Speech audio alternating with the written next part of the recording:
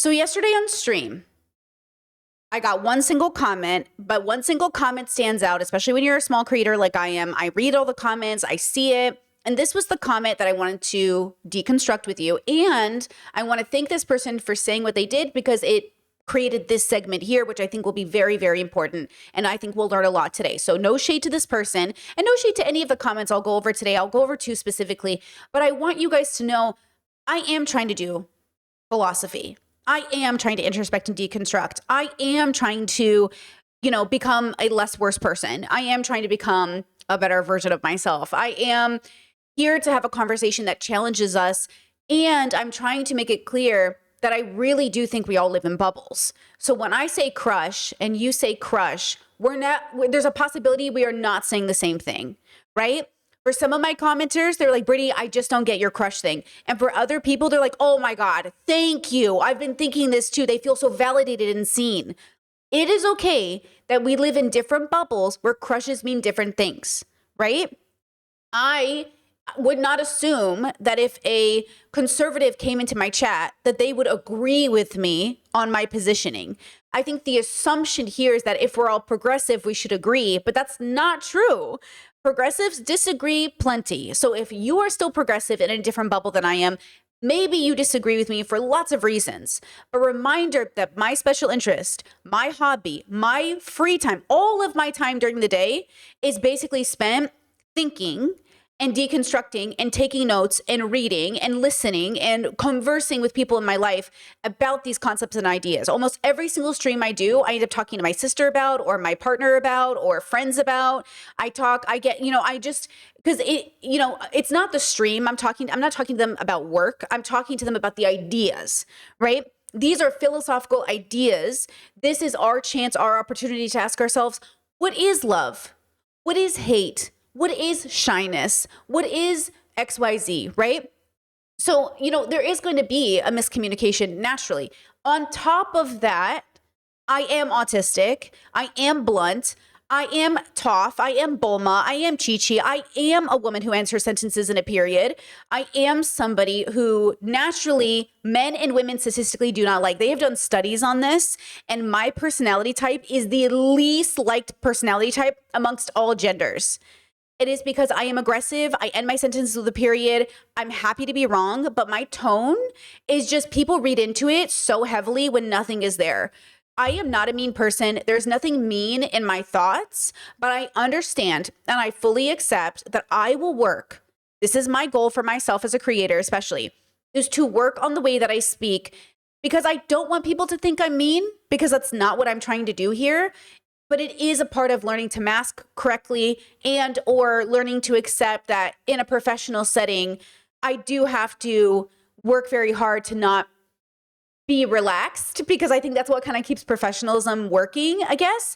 So I understand it's not, I'm not doing it because I'm sad about it or something. I'm doing it because I really think my work is important. And if it means I have to mask to make my work the focus, I'll do it. Right? Like, I don't care. I'll do it. I already come home and I already have friends and family that embrace me for who I am. I already have a safe space to go home and be myself with. I really think the work needs to speak for itself. And if my tone of voice is going to distract you from seeing the work, I will change. Right? So this comment I got says, shy girl, I have an issue with, they're quoting me. I have an issue with adults who are shy and adults who stick up for themselves. I think you are making the world a worse place with like slow drivers. I don't think you're a bad person. I think you are stunted. Then they said, this is some strong ableist talk right here, saying people who are not as fast as you or as confident as you are making the world worse. Disabled people have just as much rights to be here as you do. Not cool, Brit. Okay, let's watch the clip over. So this is past Brit. Check. Did you guys? Okay, this is past Brittany from yesterday. Hold on, let me just set her up. Okay, here's past Brittany from yesterday. I see this TikTok about when you're dating the shy girl and someone said, oh no, this is me. Is that how we look to people? And I was like, yeah, you're annoying, bro. Like, look, I have an issue with adults who are shy or adults who won't stand up for themselves. I literally think you're making the world a worse place, like slow drivers. But I don't think you're an evil person. I think you're stunted. Slow drivers cause more accidents. People who cannot advocate for themselves or are too shy or like are 40 years old and they mumble, girl, please lock in, girl. And I know you're going to feel judged about that, but I'm telling you right now, just think of all the social situations that are so much harder. You know what I mean? When you're dating I don't, okay, Prison Brittany talking. I don't eventually find the TikTok. I did find similar TikToks. I looked all morning. I couldn't find the exact original one I saw, but I found ones that will get my point across, right? And then Chad said some good stuff here. Chad said, I also think you can misunderstand when chatters are mean and assume they're trying to argue when they're not. I just want to emphasize how hard it is to communicate in text. Absolutely. Absolutely. And you have to remember, right? Like, I can't see you. I can't read your facial expressions. I'm assuming a lot of tone.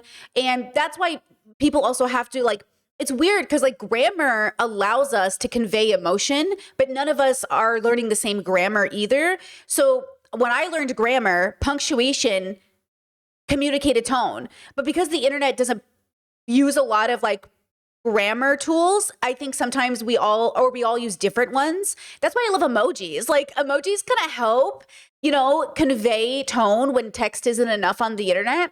So I absolutely agree with you there, right? Chad said, this is such a touchy subject to me because in every work environment and early relationship, I was aggressive, bitch, etc. Because of my tone, I really need to consider that most people are not direct. Well, and that's the dilemma, right? Because I did find the love of my life who lets me be direct. I do have friends and family that let me be direct. I do have really safe spaces where people know I don't mean anything about it. And you know what's ironic is we're also the people those people come to like defend them because they know, my friends know I will fight bullies for you every day, girl. Okay, if you're the shy girl in the corner with anxiety, I will bully every person in this room for you, girl. But also the problem is, right, is like you have to play both roles. So you're the tough one that people come to for help, but you're also the bitch because now you're the tough one. It's the tough conundrum. It is literally that catch-22, but same thing. You're the shy girl, tee. You're the sweet, soft girl, but also now you can't defend yourself because you don't know how to speak up for yourself. We're all stuck in these like perpetual catch-22s, right?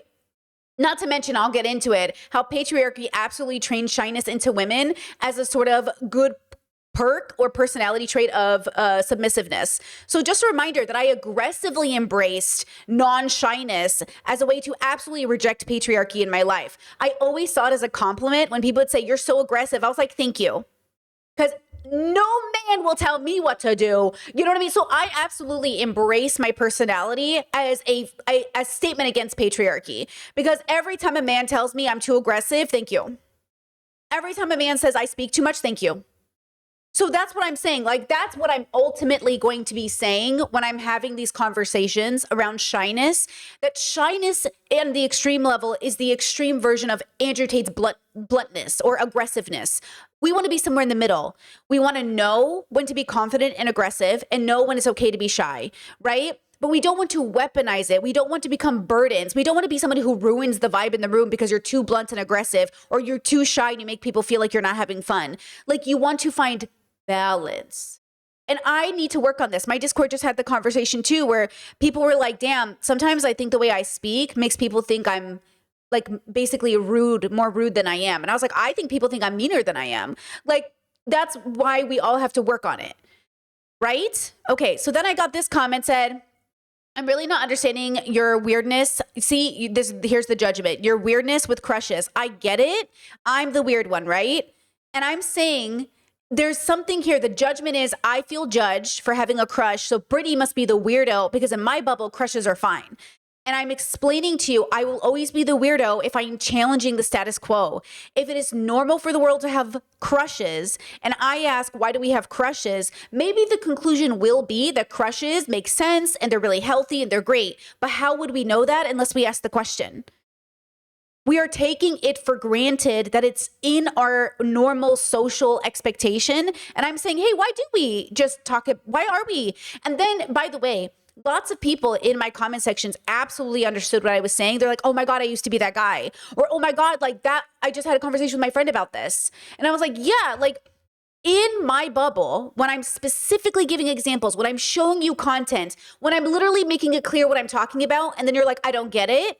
That's you. That's you. It feels like a little bit of bean soup a little bit right now. Where like I'm showing you my favorite bean soup recipe and then you're like, what if I don't like beans, right? Do you know the bean soup theory? I'm trying to tell you something that I think is so interesting and important in my bubble.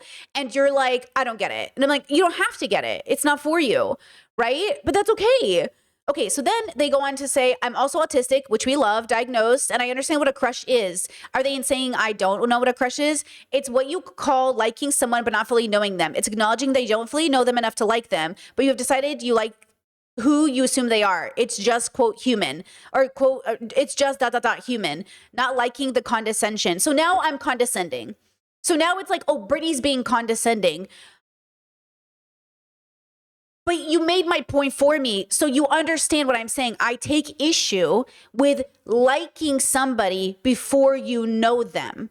I'm saying you should be interested in somebody. How can you like a song you've never listened to?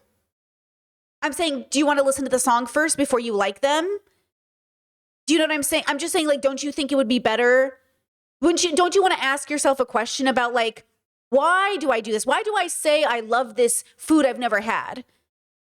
You know what I mean? Like, wouldn't you say, I think I like them? Or, oh my God. So, okay, but I understand the context of being kind of cutesy. Like, oh my God, I think I have a crush. Okay, that's kind of cutesy, but can we speak grounded? Can we speak grounded? Hey, what do you mean by that? You know, because sometimes I think even with my friends, we talk very jokey. Oh my God, I'm obsessed. We're not obsessed. It's actually just a fucking joke. Or it's a fucking expression of like, ee, but it's not real. Because the ee is supposed to be performative. If you're actually ee and it's real, okay, now we have a conversation to be had. Now I see a problem.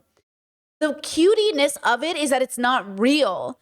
So that's what I'm saying. If somebody came to me and was like, oh my God, Brittany, I have a crush. I'm like, oh my God, who is it? What's it? You know what I mean? But if they were like, and then I was like, okay, bring it down. So what's his name? What are we doing? What's his politics? You know what I'm saying? There is a context, a social context here that's being had. So when people come and have actual like obsessive crushes, they literally think it's totally normal to stalk a girl, go on her Facebook, find out her location, and they go, I just have a crush. You know how many movies I've seen in media that are like, go to her Facebook, figure out her likes, ask her on the first date, see what she, whoa. This is why I had the habit of not Googling people, because I didn't want to be a weirdo stalker. But then I understand people Google people for safety. So it's like, again, do you understand the difference between I'm having a feeling of excitement over the idea of a prospect, which is cute, and I have a crush on a person I'm too shy to talk to, but I follow them in the supermarket and I hope they'll talk to me one day, and I literally stalk them down the milk aisle in hopes that one day they're like, you know what I mean? Like, do we know the difference? That's all I'm saying. So yeah, maybe I'm being condescending. I'll work on that. But don't you guys think you're being a little fucking purposely aloof? Like, do you really not know what I'm saying? Are you fucking with me right now? Do you really not know what I'm saying? Or are you just like being a little like, you know what I mean? Like, are you sure?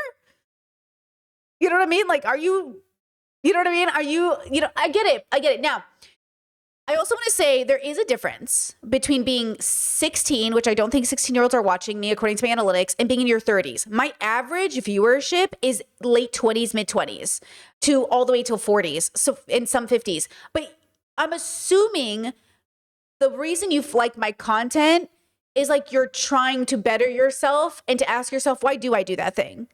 Right? So then I'm sitting here, I see a flaw in my own self. I see a flaw in my past behavior. I see a flaw and I'm saying, oh, maybe we can fix that. But if you come to my channel and automatically think I'm being ableist, I hear you and maybe I am and you can call me out. But I promise you that's not what's happening here. And I promise you I have TikTok examples of exactly who I'm talking about. Because again, you want to be careful with categorization for this reason, because we're never going to solve any of the problems in the world if we're never solving problems, because we can't categorize correctly. Right? Okay.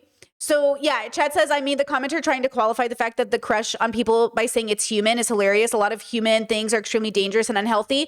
Well, I think that's the problem, is like there's a lot of judgment in the statement itself. Like, oh, that's just human. Well, so is like murder and rape and stuff. That also is just human. But the problem is like just human isn't real. But that's why I say introspection so hard, right? Like introspection is so difficult because you have to, extrospection as well, you have to really understand everything we do is human and everything we do is nature. And then it makes that's why I want you to have a deeper relationship with your biology, a deeper relationship with your nature. I want you to have a deeper relationship with what it means to be a human, right? Okay. So like, yes, it is just being human. And, right? Okay, let me just double check this. Oh, when you're dating the shy girl. Okay. So let me show you this TikTok as an example. So this is kind of similar to what I saw that initially made me have this thought. But what do you guys think about this trend? This is a lot of people are doing this. Okay, it says pre-ordering food for your shy girlfriend. No tomatoes, no onions, cut in half. Tell them no cheese. If you don't tell them, they're going to put cheese on the burger. No cheese. No cheese. No tomato. Okay, you see, like she can't order her food, so he's ordering the food for her, and then she's whispering to him what to order. Now, in some circumstances, if you saw this, you might think they're in an abusive relationship because, girl, why aren't you ordering your own food? You know, why aren't you? Does your man not let you speak for yourself? In some situations, you might just be too shy or anxious. In some situations, a lot of explanations could explain this social situation, right? But if you do this on purpose, if you think it is cute, if you think it is romantic, if you think it is precious, I think it's negative. Okay? I think if you're doing this because you think it's like actually good, I think it's negative. And that's my point. That's what I'm trying to explain to you. I'm trying to explain to you that I think shyness on the extreme, like arrogance on the extreme, right, is negative. Here's another example of the same skit. No tomatoes, no onions, cut in half. Tell them no cheese. If you don't tell them, they're going to put cheese on the burger. Now, in the comment section of this chat, there's this one that said, bro, if I had a boyfriend, he'd have to do this for me. When I clicked on their profile, they were 16. Yeah. In the comment section, I won't show you because they are 16. Yeah. I expect this behavior from kids who are going through puberty and figuring out who they are. You know what I mean? I'm talking about 35-year-olds. Guys, I'm 36. I assume my audience is, you know what I'm saying? Like, I kind of assume I'm talking to a group of adults, which means that I hope you're not 35 years old and you need your boyfriend to order you food. Unless you have a illness, a disability, then this is serious, right? Like, this is an exception, right? We always want to make exceptions for people who struggle. You're not a burden because you need help ordering food. But if you do not have a reason why you need him to order food and you just think it's cute, how is this a good message to send to people?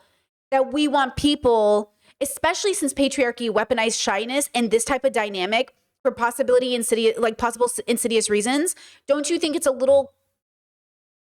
probably a red flag to encourage our girls or our boys to allow people to weaponize their shyness against them as like, oh, you're so dependent on me. You're so cutesy. What would you do without me? You can't even order a burger. And they're like, I know. Like, don't you think this is kind of negative? I'll give you an example.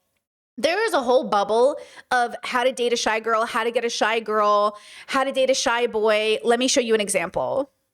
Girls, what slowly turned into one of my favorite series. We're gonna run with it again. Part 2, the pros of dating the shy girl. Here we go. And I kind of hinted on this in part 1, but the shy girl, like she'll love her boyfriend like no other, she will love the family and friends of that guy like no other.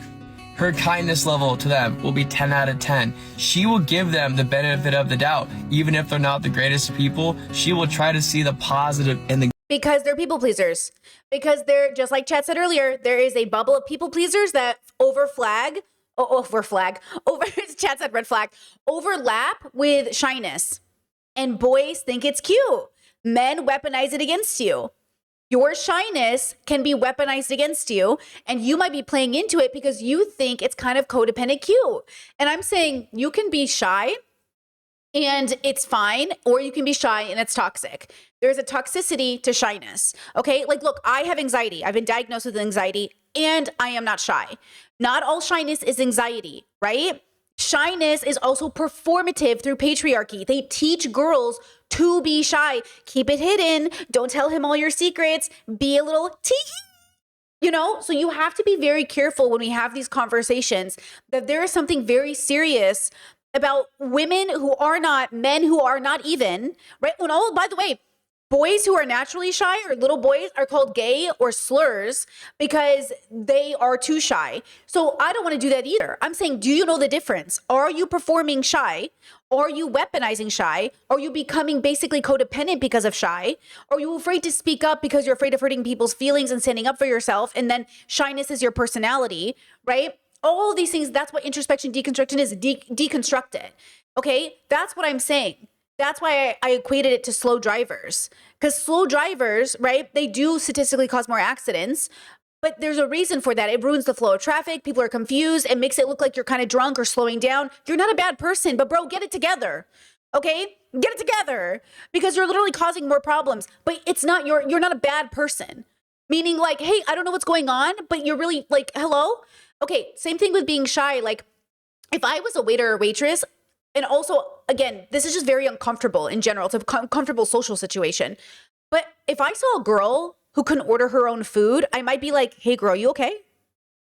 And like, I don't know why you as the other person aren't understanding. As a society, we need to communicate. And I've had social situations, by the way, of like people with the whole like, I'm shy, cause social situations that were so awkward that they would claim abuse after, not abuse, that's a kind of extreme, but like toxicity after, because they're like, everyone was pressuring me to be social. You came to a social event and you didn't communicate with us. When we asked you how you were doing, you shut down. If you had just said, oh, I'm really shy and it's hard for me to communicate, we would have embraced you. And same thing with being really aggressive. Like if you had a really aggressive person come to the party and they were like taking up all the space and they were loudly talking and they were making it all about them, we'd be like, dude, you have to leave the party. Like you need to leave the party because you're making it all about you. Like an aggressive driver. Think of like an erratic driver. You're ruining the flow of traffic by being an erratic driver. You're ruining the flow by being a slow driver. You're ruining the flow of the social event by being a shy person, and I can't get clear consent from you. And clear consent even to do the most basic shit. I'm not talking about sex, by the way. I'm not talking about sex. I'm talking about like, can I hug you? Do you want to shake hands? And it's like, I don't know what's happening. And then that person feels alienated because they didn't communicate. But like, I'm saying, hey, just say something so I know what's going on. Okay. And then the same thing with the aggressive person who's like assuming you want a hug. So they go up to everybody and hit them and love, and you know what? And it's like, hey, ask before you hug people. Okay. Ask before you hug people. It's like, we want balance. That's all I'm saying. We want balance. Okay. Let's finish this cringy video. Good in them just because she has such a damn kind heart. And that to me is just a huge green flag because she sees the good in everybody. That means and all the shy girls were like, no one will ever love me because I'm so shy and I can't speak up. Here comes a creepy man who's like, that's what I'm saying. Do you not see the red flags in this boy's post? Are you not seeing the red flags? That's not all I'm saying. I'm saying, Habibis, please, I'm trying to give you tools to liberate yourself. And you're like, no, I don't want to be liberated. I mean, hey, that's the world. The world doesn't want to liberate itself. It's comfortable being this person. And I'm saying this channel is trying to get me to liberate myself past these cultural expectations that have been brainwashed into us, programmed into us since we were kids, right? Means less drama. That means less confrontation. And that means that's a teaching moment for the boyfriend to learn that, hey, you know what? Maybe I should learn to see the good in people and not just go straight to the negative. See? Oh my God, you see the good in people, bro. You don't go straight to the negative. When I cheated on you 4 times, you were like, yeah, but he has bad childhood trauma. So that's what I'm saying. Do not sleep on the shy girls because they have so much to bring to the table. They may not talk or be super outgoing about it, but they have a lot to bring to the table. All right, so girls, what's up? Discord says, if the pizza guy delivers, sometimes ask my husband to answer because I have some phone anxiety. Trying to be cute is not even the thought in my brain. Oh, same. I hate being on the phone. My partner and I are so exhausted. I think we all are. I think millennials and Gen Z, I think we're all tired of being on the phone, but we pump each other up. I remember we were staying at a hotel once and I was like, can you order room service? I don't want to be the stupid American girl. And he's like, can you get room service? I don't want to have to speak Croatian. And like, we both do it. You know what I'm saying? Like, I get it. But you know what we did? We still ordered room service because girl gotta eat. You know what I mean? Girl has to eat. That's what we're saying. Girl, I'm not saying you don't have anxiety. I'm not saying it isn't hard, but I'm saying you still have to eat. So somebody get on the fucking phone. You know what I mean? Okay. Next TikTok. Oh, this one. Okay, ready? Exactly how to attract a shy girl. Boo!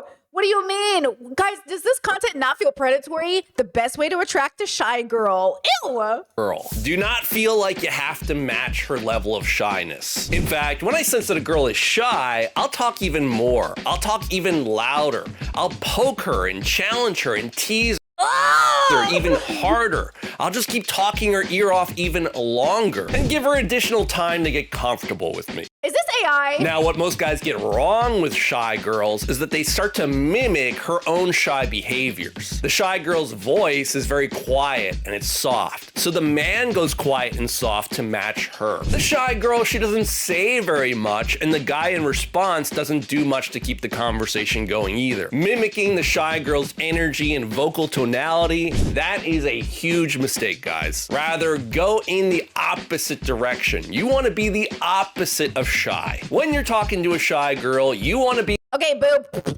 Yeah, shy's okay. Chad says I feel like shy is sounding like the characteristics of a very naive girl. That's please lock it. Thank you. That's what I'm saying, girl. I'm telling you, I'm not trying to be ableist. I'm not trying to be. I understand this original commentator or commenter was thinking like, oh my God, Brittany, like, what about people with anxiety? Girl, I know I have anxiety. I'm saying there is a really bad and toxic shy bubble that I was trying to point out. When I said the shy person is like making the world worse, girl, we're all making the world worse. So you're not special. See how you thought you were special for a second? You're not. We're all making the world worse. I'm saying we have to own that we're all making the world worse in order to make the world better. So I'm really, you're not unique in your shyness. Like you're not, oopsies, hold on. I just deleted a video I meant to show you. Fuck, come back.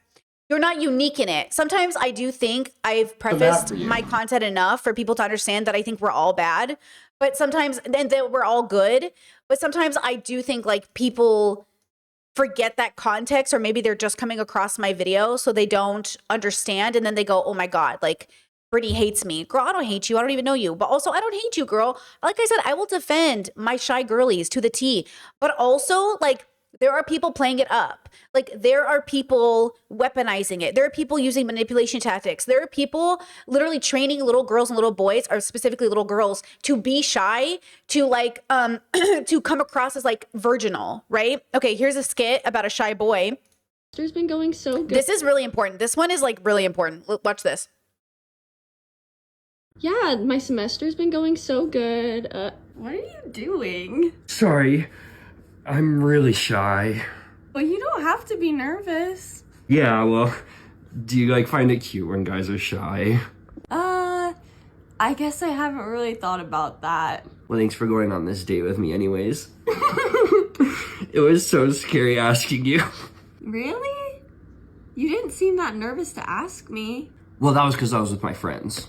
I get really shy around pretty girls. Are you really doing that with your hands? Oh, just a natural reflex. Well, I like your sweater. Oh, this whole thing? Oh, I'm blushing. I'm bashful. Can you stop doing that? Oh, did I make you mad? Oh. You look like Snow White. No, I don't. Really? Because you make me bashful, like the dwarf? You already said that. Okay, here goes nothing. I'm just gonna close my eyes and hope for the best. Okay, this is so obviously it's a skit. Okay, Chad said, Brittany, turn this off. Okay, listen. The only people I know who act like this are performing, or they have a crazy social deficit, which is a part of disability. We understand. I'm going to show you a little documentary on this. They usually tend to move into incel circles, right? So again, shyness in boys, incels. Shyness in girls, elevated up through patriarchy. Saikuno, you're talking about the streamer, right, chat? That guy, as far as I know, it's a performance, right? Didn't he say it's literally like a part of the shtick, that he's not actually shy in real life, but girls like it online, so he does it? Am I misunderstanding the story? From my understanding, that's what I think, because I have a friend who watches that stream, and they were telling me like it's a persona. Girls love it. It's an objectifying form of fantasy. And I'm saying it's bad. I'm saying like it's not good. I don't see the benefits of this, and I think you could argue it, but I don't see it. I don't, and Chad's agreeing. Chad's saying, yes, that's true. Okay, so what I'm saying is, it's okay. You can be shy and it doesn't have to be bad. You can be shy and it can be bad. And I'm saying there's a toxicity to shyness, much like there's a toxicity to confidence, right? Like, you know how Adrian's like, I'm confident. Like, are you confident? Are you confident or are you an asshole? And he's an asshole. So I don't want to be an asshole either. But also, what about the ableism of you guys assuming I'm mean because I speak like an autistic person? Do you know what I'm saying? I've heard this my whole life, but also it's a part of my personality. So it's interesting that my personality is condescending and rude, but your personality, I'm just saying we're all fucked up. I will work on it. Are you going to work on it? I'm going to work on it. I would love it if you would work on it. It's okay if you can't. We're all in a community. I really want to work on the way that I speak to best communicate my internal feelings because I understand that my natural demeanor can have a tendency to be very rude. Or I can't do it. It's hurting my throat. Or I have Brady's NPR voice. Welcome to NPR. In today's news, people on the internet think I'm condescending. Let's dissect it. I believe that there is something to be said about the tonality of my communication that could bring out negative feelings. Wait, was that too much emotion? I get it. Listen, I want to be more popular too. I want to be just a little bit more popular to solidify my career. Girl, I get it. We live under capitalism and people hate autistic people, but I am willing. I will mask. That's what I'm saying. You got to stop telling autistic people to mask because when I don't, you're mad at me. So you know what I mean? Like, you got to stop giving me mixed feedback. You know, and the people who say don't mask, I love you. But also, girls, I got to pay my bills. I got to be a little bit more popular. I got to be a little bit more likable. You know what I mean? I got to be a little bit more digestible, you know? Okay, let me show you this. Another toxic dating video about shy girls. Introverted guy, you probably assume that you'll never have a shot with women. But what you don't realize is you have a secret superpower. And once you Oh my God, not the secret superpower. Things will never be the same in your dating life. Let me explain. You see, I used to be very shy and introverted myself. I was the guy in school where you only heard my voice during roll call. But what I didn't realize is all that time being shy, all that time I spent not really engaging a lot of people, I was actually developing an ability that makes you incredibly successful with the opposite sex. And that ability is observation. You've probably spent a lot of time, instead of engaging people, just watching people, just making observations, reading people, reading energy, reading social cues, right? The only issue is you haven't acted on that intelligence. And the reason why you haven't acted on that intelligence is because a lot of shy and introverted guys have a tendency to doubt themselves and overthink. So instead of acting on your intuitive impulses, Look, I don't know if bro is autistic. He really could be. He's got that monotone voice. He's more reserved. I think the issue, though, is he's like, you've collected all this data on people. Now you know something about them. They don't even realize. So when you bring it up, they're like, whoa, you know me. You know what I mean? Acting on the observations you made, acting on that awareness that the woman is actually responding positively to you, kind of prevents you from getting the success that you're looking for. The solution is to keep your superpower, but to act before you have a chance to overthink and doubt yourself. What that means is when you make an observation, when you notice something, you have a bias towards action. You just act, you say something, you do something. That will start to retrain your brain and your nervous system to act before you have a chance to activate that overthinking tendency. Because what you have to understand is women respond very positively to guys who can make them feel seen and understood. And who better to see and see how it's like women and not just people? All people want to be seen and heard. All people want to be loved, right? Chad said, I feel like masking conversation is similar to the authenticity conversation. Being authentic isn't licensed to be an asshole. Similarly, neither is unmasking. Absolutely. I think the dilemma we're having is like, I know I'm not an asshole. I'm not an asshole and I'm not mean. Okay? I'm not. I know assholes. I know mean people. We're going to talk about it in Love is Blind. I know I'm not that girl, but I also know I can't be. And I also know that I'm assumed to be even when I'm not being. So And a big part is that I know I'm a streamer, so I understand it. So what I'm saying is like, I already have a safe space. I'm very, very lucky. I have a safe space where I can be around my close friends and family, and they know exactly what I'm doing. They know I'm not being mean or an asshole. That's just how Brittany talks. And I also know that it's my responsibility as the adult in the room who is on the internet with strangers to learn to speak better. Look, I am working on it. I've been so vocal about the fact that I'm working on it. It's not so I can fake it. It's so I can understand, right? It's so I can understand that like people don't have the spoons to get to do the work that maybe some of us would do in a conversation that others don't. Where's this person coming from? What's their background? Do they have a disability? Is there something else going on? Like for a lot of us, we're so naturally used to taking things into consideration, but people aren't doing that for us in return. And I can't wait for the world to catch up to do that, for me not to, do you know what I'm saying? Chet says, do you practice? I mean, I practice on stream all the time. Like, I don't know that you're seeing it. Hopefully you won't. Hopefully you'll be so natural that by that time I get there, you'll be so used to it. It won't be a weird thing, right? Like, I'm trying to get to the point where like, when I get to that point on stream, I don't want it to whiplash my audience. I don't want them to be like, what the fuck? Brittany was so different just last week. I want it to be so subtle over time. Like, we've been making, it's going to take me a while. I know it's going to take me a couple years because I'm unlearning. Well, because you have to understand, right? I used to mask so hard. And then I was like, I'm going to stop masking. I'm just going to be myself. And then I'm learning how to mask now in a way that doesn't fuck myself over. Right. So I'm trying to learn to not mask, but like, yeah, I guess I'm trying to learn how to be a professional. Guys, I've never worked in a professional setting. I've had jobs and that, but I've never like worked in like an office. And my face is always my face. You know those TikToks? Oh, damn. Wait, can I show it to you? I want to show you stuff because I want you to know, like, I really don't just pull shit out of my ass. You know what I mean? What's that trend where like, putting a paper mask on people when they like make a face because you did something stupid? It's so funny. And that's me. Like, I definitely have one of those faces that I'm like, and then I look judgy. And so have you seen those TikToks? And then the person will come and be like, where's the bathroom? And the bathroom's like right there. And the person turns around and then this other person puts a mask or it's a smiley face on them. I know I have that face. I also know that I don't mean much about it. Like, I don't really mean a lot when I do it. I just like, you know, like kind of like a sibling, like, you're stupid. You know what I mean? But also, like, I'm not really trying to judge. Like, I hold no grudge.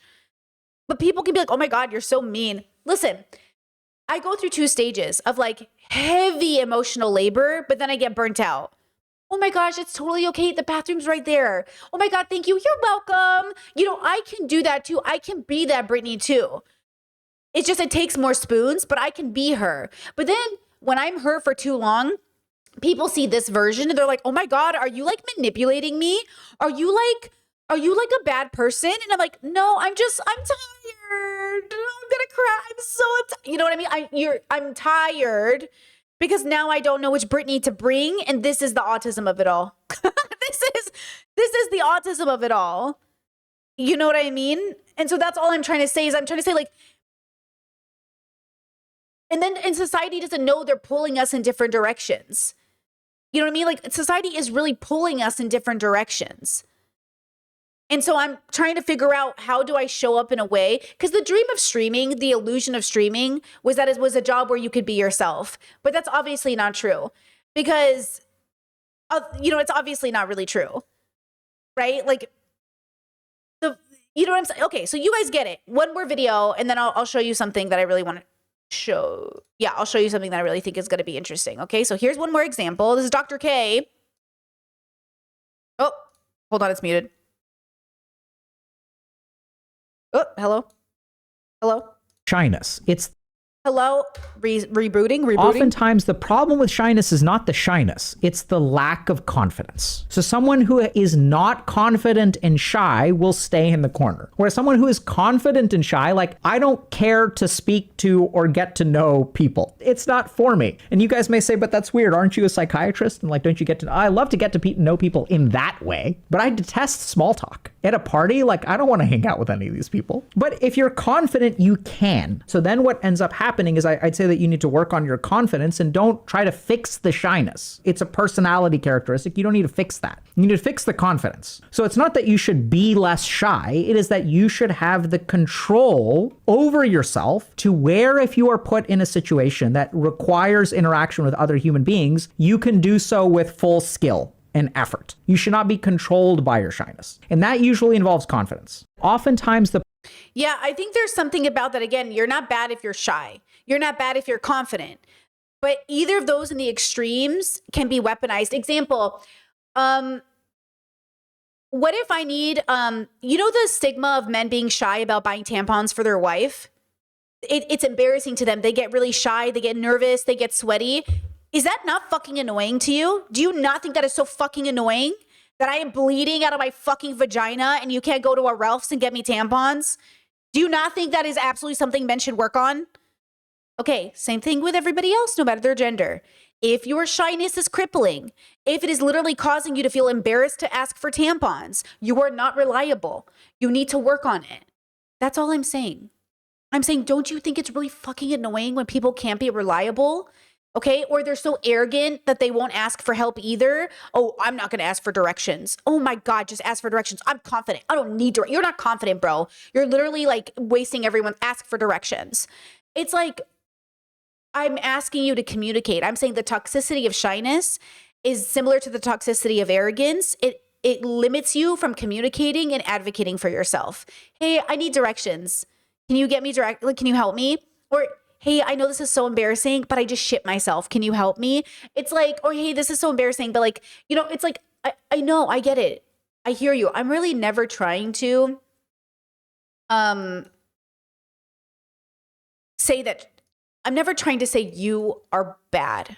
I'm trying to say all of us need to unlearn a lot of the behaviors we were raised with. A lot of us need to unlearn a lot of the things we were taught. And under patriarchy, women have absolutely been taught, femme people have absolutely been taught that shyness is a good personality and that if you have shyness, you are worth more.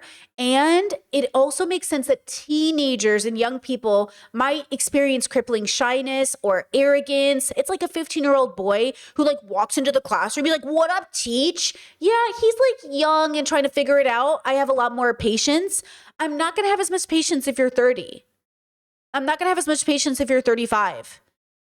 Should we even have patience for people that are 40? Like, what are we talking about here? Right? Okay.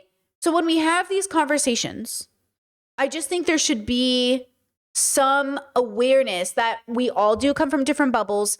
So we are talking about different things. When I say crush, when you say crush. So instead of being like, Brittany's wrong, why don't you jump into my bubble and say, oh, what experience is she having? Wow, there's a whole group of people that when they would communicate the word crush, they mean this. You know what I'm saying? Versus thinking like Brittany's speaking for 8 billion people. I don't know what 8 billion people think about the word crush. That's why I give TikToks as examples. And I say, see how we're all in similar bubbles when we say crush? You know what I mean? That's all I'm asking. So here's an old documentary. This was kind of like a internet, people call it a time capsule in the comments, but it's a little documentary. I've only seen clips of it on TikTok, but I thought we could watch the whole thing together. It's called Shy Boys in Real Life. And it's kind of like a conversation about incels and autism and neurodivergency. Because guys, the incel movement, as much as it's easy to hate on men who are incels, most of them are just disabled. Literally. That's why it's hard for them. They're neglected, often autistic boys. And every documentary on incels I've ever seen, it's always an autistic boy. So as much as we sit there and say like, we're not ableist, if you hate on incels, you're probably a little ableist. That's why I say, like, I'm not mad at you being, like, I'm not mad that incels exist, but I think it's a result of a culture abandoning them, right? And that's all we're going to talk about. So yes, I can be ableistic, you can be ableistic. We just need to call it out and say, well, what really is our problem with these boys? Our problem is not that they're autistic. The problem is like their entitlement or their lack of communication or their inability to read a room. With that said, don't go in with preconceived notions. Let's see who these boys are. Let's see what we think of them. They could be the sweetest little beans in the world. It's called Shy Boys. Let's watch it.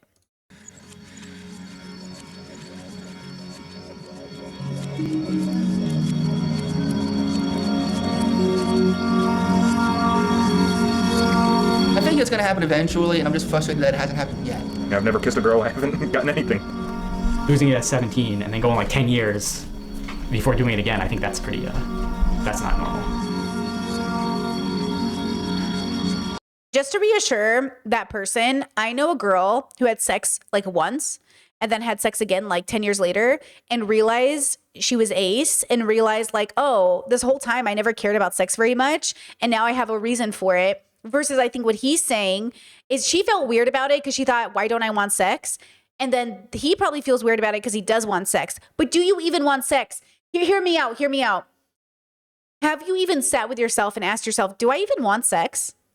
Because we take it for granted how everyone assumes everyone should want sex always. I had to deconstruct that too. I used to think like, oh my God, sex every day. And now in my 30s, I'm like, it's not even that important. Like, it's great. I love it. But it's honestly, it's not even that important. The older I get, I start to understand my couples are like, my mom used to tell me this. My mom used to tell me, and they have 10 kids. So, you know, they were fucking.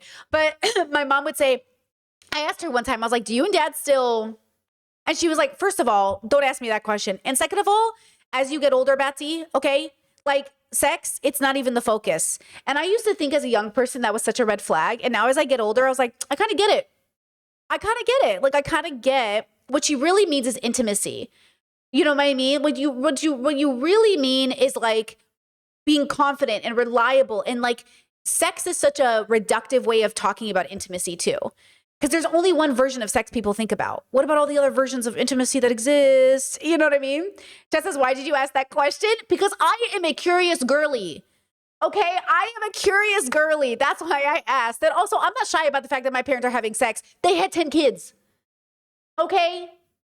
You know what I'm saying? Like, you know what I mean? How often are you guys doing it? Just tell me. If I was a parent, I would be the kind of parent that was like, I would be able to talk about sex in a very appropriate way, but I want my kids to know what real life is going to be, because otherwise they're going to watch porn or watch movies and feel like if I'm not fucking at 80, my life is over. It's like, girl, relax. Okay, relax. I didn't know what the term incel meant until I was 20 or 21, but I knew the concept. I mean, you're a guy, you can't get a girl.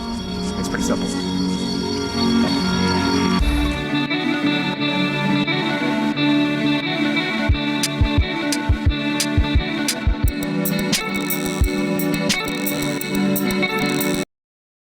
Hold on. Let's double check something because I'm just having a realization. Can't get girl.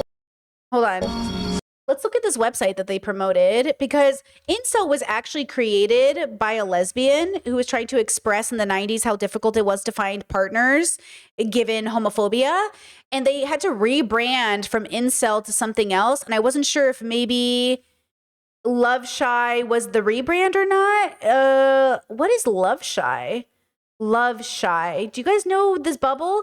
So I was curious if this documentary was actually associated with the original incels or not. I don't know.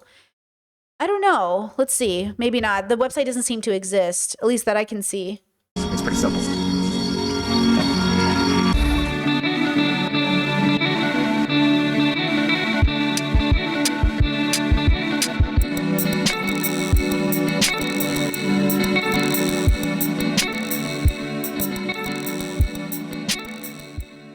I feel like I scammed you into filming me.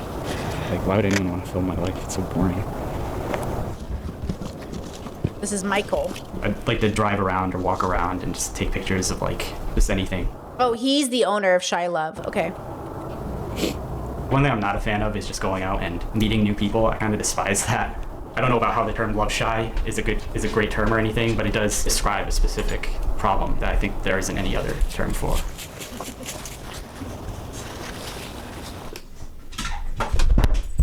Usually doesn't see very many people coming through here. I don't like see these people, other love shy males in my real life that often. And even if I did, I mean, even if I could relate to their situation, it would be like, then what? What do you have to offer a woman? As of now, nothing. I don't. He looks so familiar. Hold on. Did you guys see this video? Let me see if I can pull it up for you. Probably not, because I live on the internet and I'm here. Okay, let me see. Let me show you. See, I joke I'm chronically online, but I'm obviously not. I have a whole life outside of the internet. Clavicular was recently interviewed by Channel 5, Andrew, and they ended up cutting the interview short. So Clavicular is the guy who hits himself in the face with a hammer. He's like 19 or 20 or something. He's always trying to improve the way he looks. So he has this conversation with Andrew where he basically says, like, is there anything about yourself you would change? Look at this.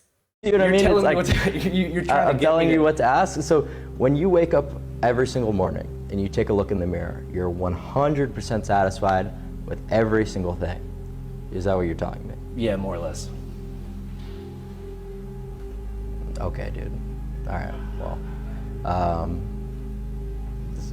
I guess that's just, if you want to be completely disingenuous, that's fine with me. I guess there's just no point to continue. All right. Thank you for your time. Thank you. What do you think? Do you think Andrew is being honest and there's really nothing when he looks in the mirror that he want to change? Because I do think it was somewhat of a dishonest answer because it didn't include information. Like, if he had said to himself, oh, honestly, I used to really want to change these things, so I got a better haircut or I did this, but then I realized, like, I'm not interested in it. But instead, he was like, nah, I'm good. Yeah, okay, but add to it. You know what I mean? Like, add to it. Like, give us information. Make me feel like I believe you. Now, I will say, again, I would love to have, because it's such a good question. It's such a good question. I wish people would respond better.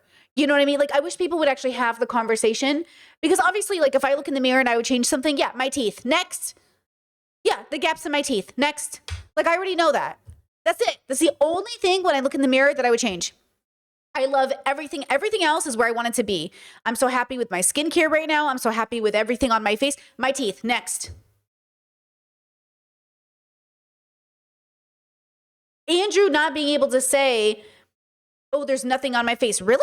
It's interesting too, because not to judge, but Andrew suffers from, I think it's called cystic acne, where I'm surprised that wasn't the one thing he chose, because it's painful. Now, I don't know if that's his real diagnosis, but you know what I mean? He has, like, his whole face has, like, very intense. And my girlfriends that have had this problem say it's really, really painful. So I guess I was surprised that he didn't say that, because I would assume he wouldn't want to be in pain anymore.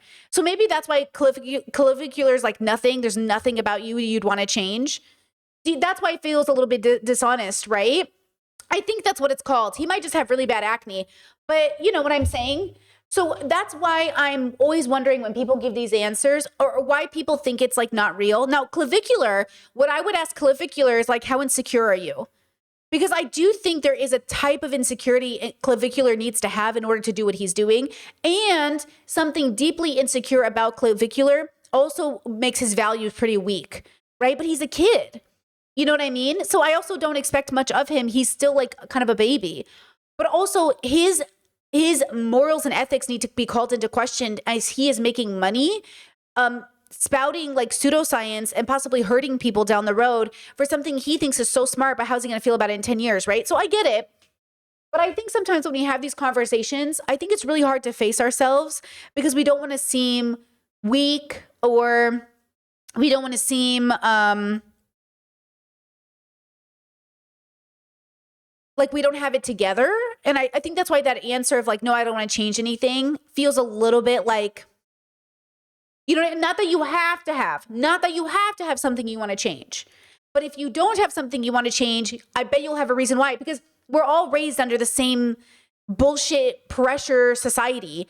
We know you probably had to think about it. Right? I knew a girl way back in the day, and I asked her pronouns, just, you know, because I asked people pronouns, and she got really, really defensive. And she was like, Brittany, I'm so sorry. That just hurt my feelings so much because I'm so tall. I already have unique features, and people think I'm a man. And so it just really hurt my feelings. I said, hey, I get it. I used to have my feelings hurt over that stuff too. People thinking I was a guy. And now I'm like, thank you for seeing me. But I get it. Like, we live in a world where whether you like it or not, I know you're thinking about it. So the fact that when he was asked, the reason clavicular is like, okay, interview over, is because it feels like, oh, you're the only person who didn't get impacted by patriarchy. Oh, you're the only person who didn't get impacted by beauty standards. Okay, Andrew Callahan, you're the only person who made it out alive. You know what I mean? Even the most confident people are feeling the pressure from patriarchy, from beauty standards. So that's why I think it feels dishonest. Because then, again, followed up with a story then. right? Okay, back to the shy boys. I don't have a job. I am ugly. So my value right now is 0. Okay, your attitude is ugly, but you're kind of cute. Your attitude is fucking ugly, but he's kind of cute. Look at this clear skin. Look at these cute lips. Look at these nice eyebrows. Look at this nice face shape. You know what I'm saying? Look at this great luscious hair. You know what I'm saying? Like, get a new shirt, get a new attitude. That's the problem. Like, you act like your attitude isn't shit. And that's the problem with all of us. It's like some people just don't like your attitude. Some people don't like my attitude. You know what I mean? But like, you got a bad attitude. Have you approached many women? Oh, many. And what was the result? Rejection 100% of the time. I would start talking to a girl. He also has autistic voice, this monotone voice, this very specific look. I'm telling you, I wish I knew what I looked like my whole life so I would realize I was autistic earlier. My life would have been so much better if I knew I was autistic earlier and how much that impacted my whole existence. And immediately she would give me fuck off signals. She would, pull out her cell phone. Wait, I gotta rewind this. Who? And what was the result? Rejection 100% of the time. I would start talking to a girl. And immediately she would give me fuck off signals. She would, pull out her cell phone, just start texting her friends, and just hope I would go away. I don't approach that much anymore because, I've had over 1,000 rejections in real life, 2,000 rejections online, so that's 3,000 rejections total. Did you count in real life? I'm approximating. That's not a real word. We're redoing that. Ask a question again. He's so autistic. I love him. That's the problem. See, I have such a soft spot for autistic boys. They're so sweet. He's so stupid. I hate him for making his life so miserable because he refuses to use that beautiful brain for helping himself. You can literally get on your ass about vocabulary, but not about your approach, how you approach people. Oh, he's so like, my heart breaks. My heart literally breaks in half because I'm like, use that big, beautiful brain to help yourself, bro. Come on. Aim as low as possible. I aim for obese women, ideally ugly.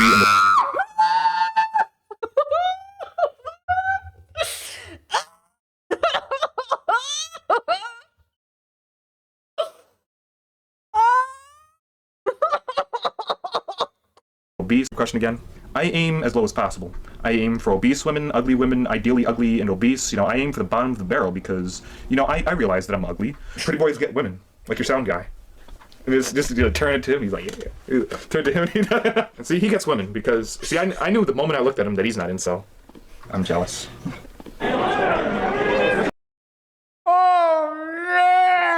Oh, man.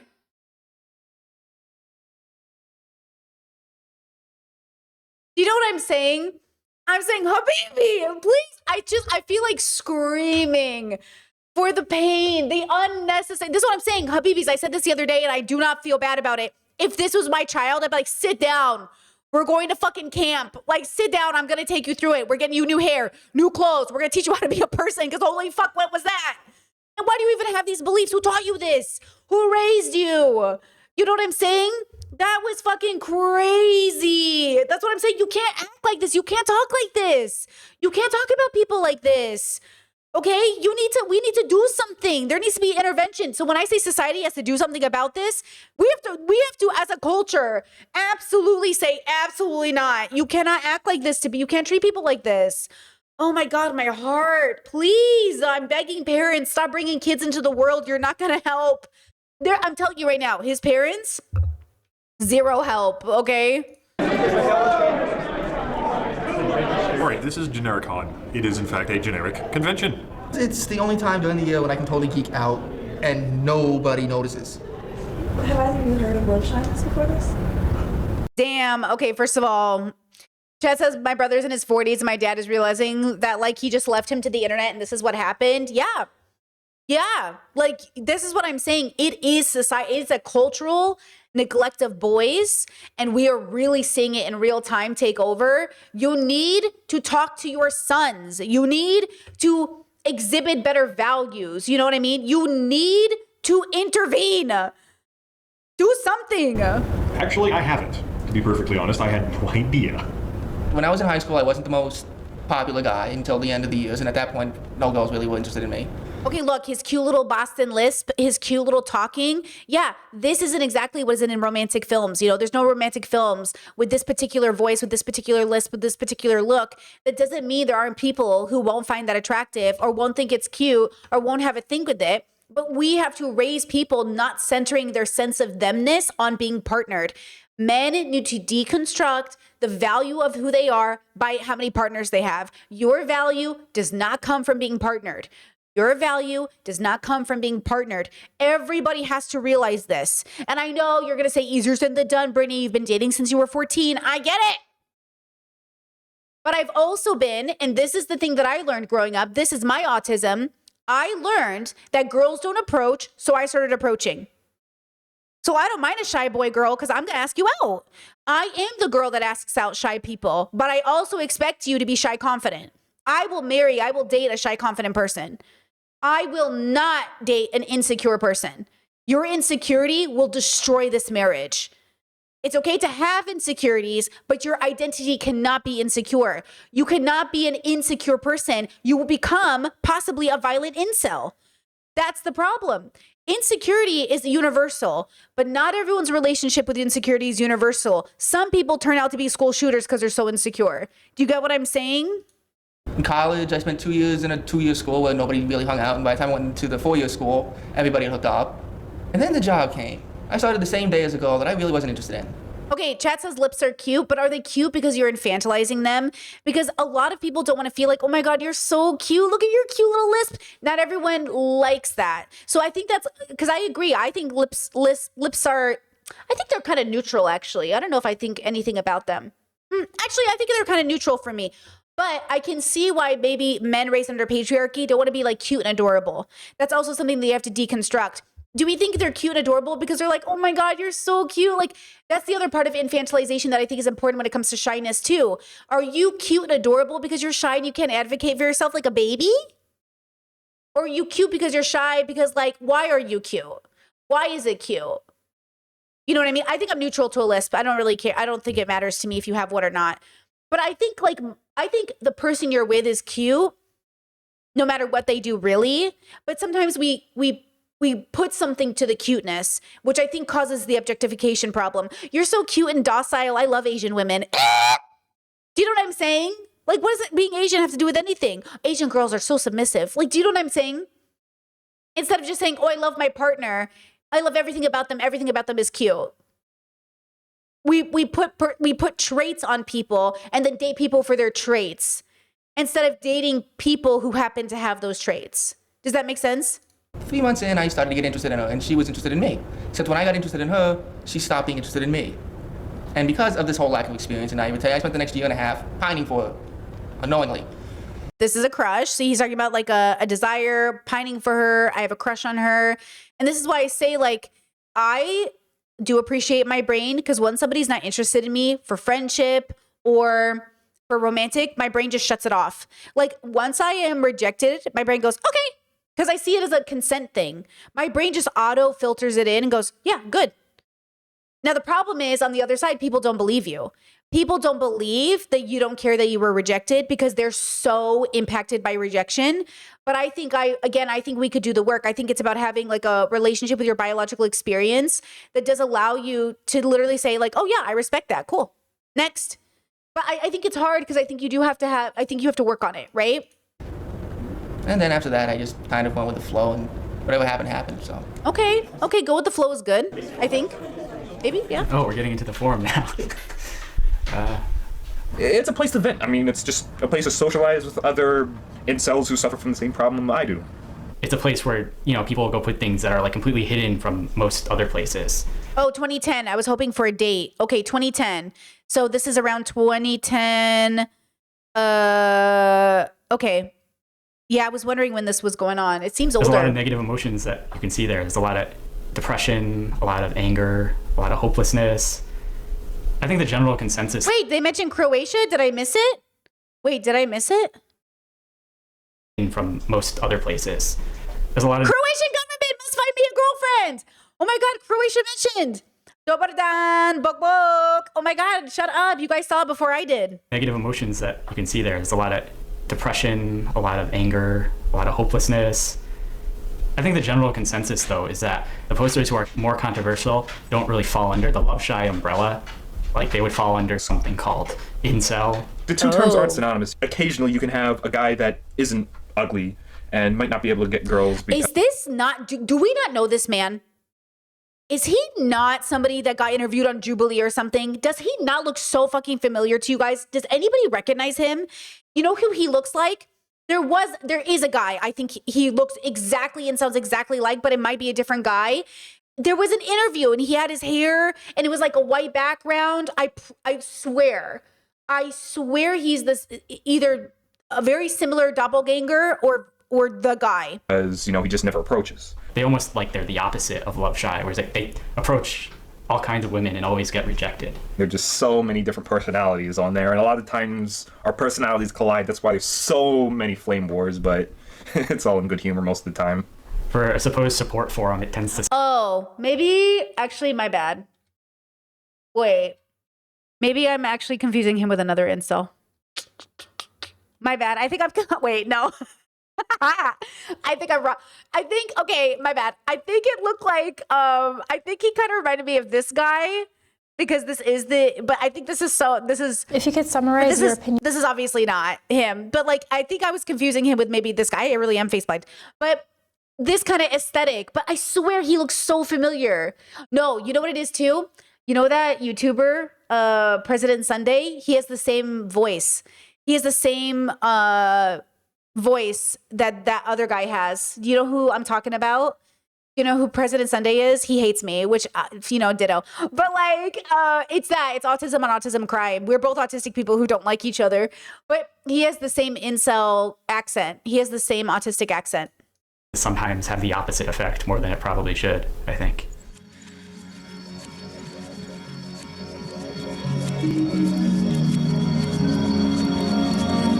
The forum is home to a third of group of men who call themselves pickup artists. Oh, so now the pickup artist bubble. This is, okay, remember when people, okay, again, this goes back to having a crush. Please stay with me. I really think it's important that we're cautious about the words we identify ourselves with, okay? I am an incel versus, oh, I'm just single right now. I am single, even to identify as single is crazy. Like, we need to be careful with the words we use to describe ourselves. So when people say, oh, I'm an incel, just say you're single and not currently seeing anybody right now. Why would you identify with not having sex? Why would that be a part of the way you identify? See how you're setting yourself up for failure? Because why would I go on a date with you and then you go, oh, I'm an incel? Okay, how does this benefit any of us? How does this benefit any of us? Now I think I'm dating, like, now we're all weird. Just say like, oh yeah, I haven't been seeing anybody. I actually don't have experience in that arena. Oh, I actually haven't had sex. Oh, interesting. Tell me about that. Yeah, I just never really found somebody I really liked. I've had some opportunities, but I just never really connected. That makes sense. Sometimes that happens. But now you're like, I'm an incel. I want to have sex, but nobody will have sex with me. Okay, I also want to go to France, but, I'm not like, I don't identify as somebody who never has been to France. You know what I mean? Like, it's just like why are you, so just be very careful about the words I actually don't want to go to France. And if I could, I would. It's right there. Actually, I do want to go to France in the same way I want to go everywhere, but I'm not really going to leave my house because I'm a homebody. A Francel. Thank you, Chad. A Francel. That's what we are here. The point is like, I was just trying to pull something out of my ass. Oh. Be careful with what you identify as. In the bathroom, didn't know what to do. I'll just do this. PUA is using certain body languages, certain dress fashion senses, and certain words to basically seduce a woman. How long have you been training as PUA? A couple months now. Do you want to explain any terminology? Look, I'm going to go back to what I said earlier. Again, I do not believe the way you look dictates your future. I can't predict the future. But why do they always look that way? Why do we always... That's what I'm saying. I wish I knew what I'd look like my whole life growing up, and I would have known I was autistic. I wish I could have told myself the way that I am is so obviously, and then I would have helped myself. My life would have been better. You know, I would have improved. But like, why? Because we end up looking like each other. It looks like a uniform. And that's why I say free will is such a cope. Like it's a cope that makes sense. We should definitely, but we dress a certain way. We're signaling, we're saying we're a part of this group. I mean, look, BDSMers, gay people, there's all a look. Okay. Sometimes I wish I looked like a lesbian, but I'm not a lesbian. Okay, but if I was a lesbian, I would look like a lesbian. But I'm not a lesbian. So I don't look like a lesbian. Some lesbians don't look like lesbians, but lesbians kind of look like lesbians. You know what I mean? Some people just look a certain way. Okay? All right, well, when two pickup artists go out into the field looking for women, the terminology used is sarging. You know, if guys are into it just because they want to improve themselves or whatever, and they're using this as their, like, motivation or whatever, I think that's fine. But it's when you get all obsessed with it that I think it gets ridiculous. See, I think this originator of Love Shy might actually be like really well-intentioned, right? Does he seem, am I wrong? Does he seem like the most well-intentioned? Because he's like, I don't get it. Like, he's almost looking at these other guys as like losers. And he's like, I don't know what they're doing here. Like, I don't know why they're doing this. But that's what happened with the original creator of Incel, the original woman who made Incel. She was like, hey, I was just trying to express her frustration as a gay woman. And you guys made it weird. Why are you making it weird? You know what I mean? Yeah, there's like a weirdness, okay? Just as I get confused when you talk about the autistic look and the autistic voice because I'm autistic and I don't think I have that. So I feel confused by what that means. Hey, maybe you don't have it. Do you look like anybody in this documentary? Do you sound like anybody in this documentary? Do you look like me or sound like me in any capacity?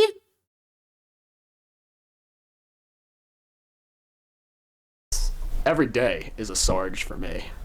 The way I see it, you gotta be yourself on dates because that's who you're gonna end up with anyways. So picking up artists, it's all scam. How are you gonna know what you want if you don't know who you are?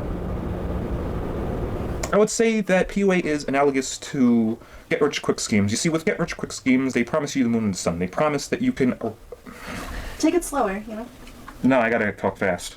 You gotta talk fast? Yes, I have to come off as intelligent as possible. This is an ego thing with me. But people can talk. Hey, the self-awareness, bro. Little ADHD right here. The little self-awareness, you know? I gotta talk fast. It comes off of as intellectual. That actually is a very particular bubble that I was in a boy bubble for a while. And yeah, like the faster you talked, the more poetic you talked, the more in charge you talked, it conveys like intelligence, which is why a lot of boys eat up debate bros.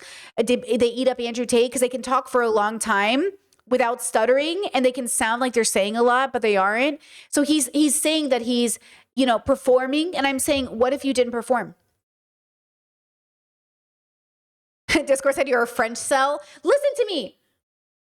If anyone wants to buy me a first class ticket to anywhere, of course, send me to Japan. Because let's just say, like, you know what I'm saying? Send me to, you know, the Bahamas or something. Listen, I can go to France. I'm very close to France. I could just go there. But you know what I'm saying? Like, I'm a Japan cell.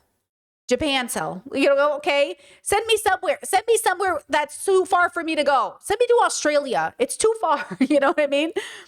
But okay, listen. If I'm gonna manifest anything in the world, okay, that's what I'm gonna manifest. No.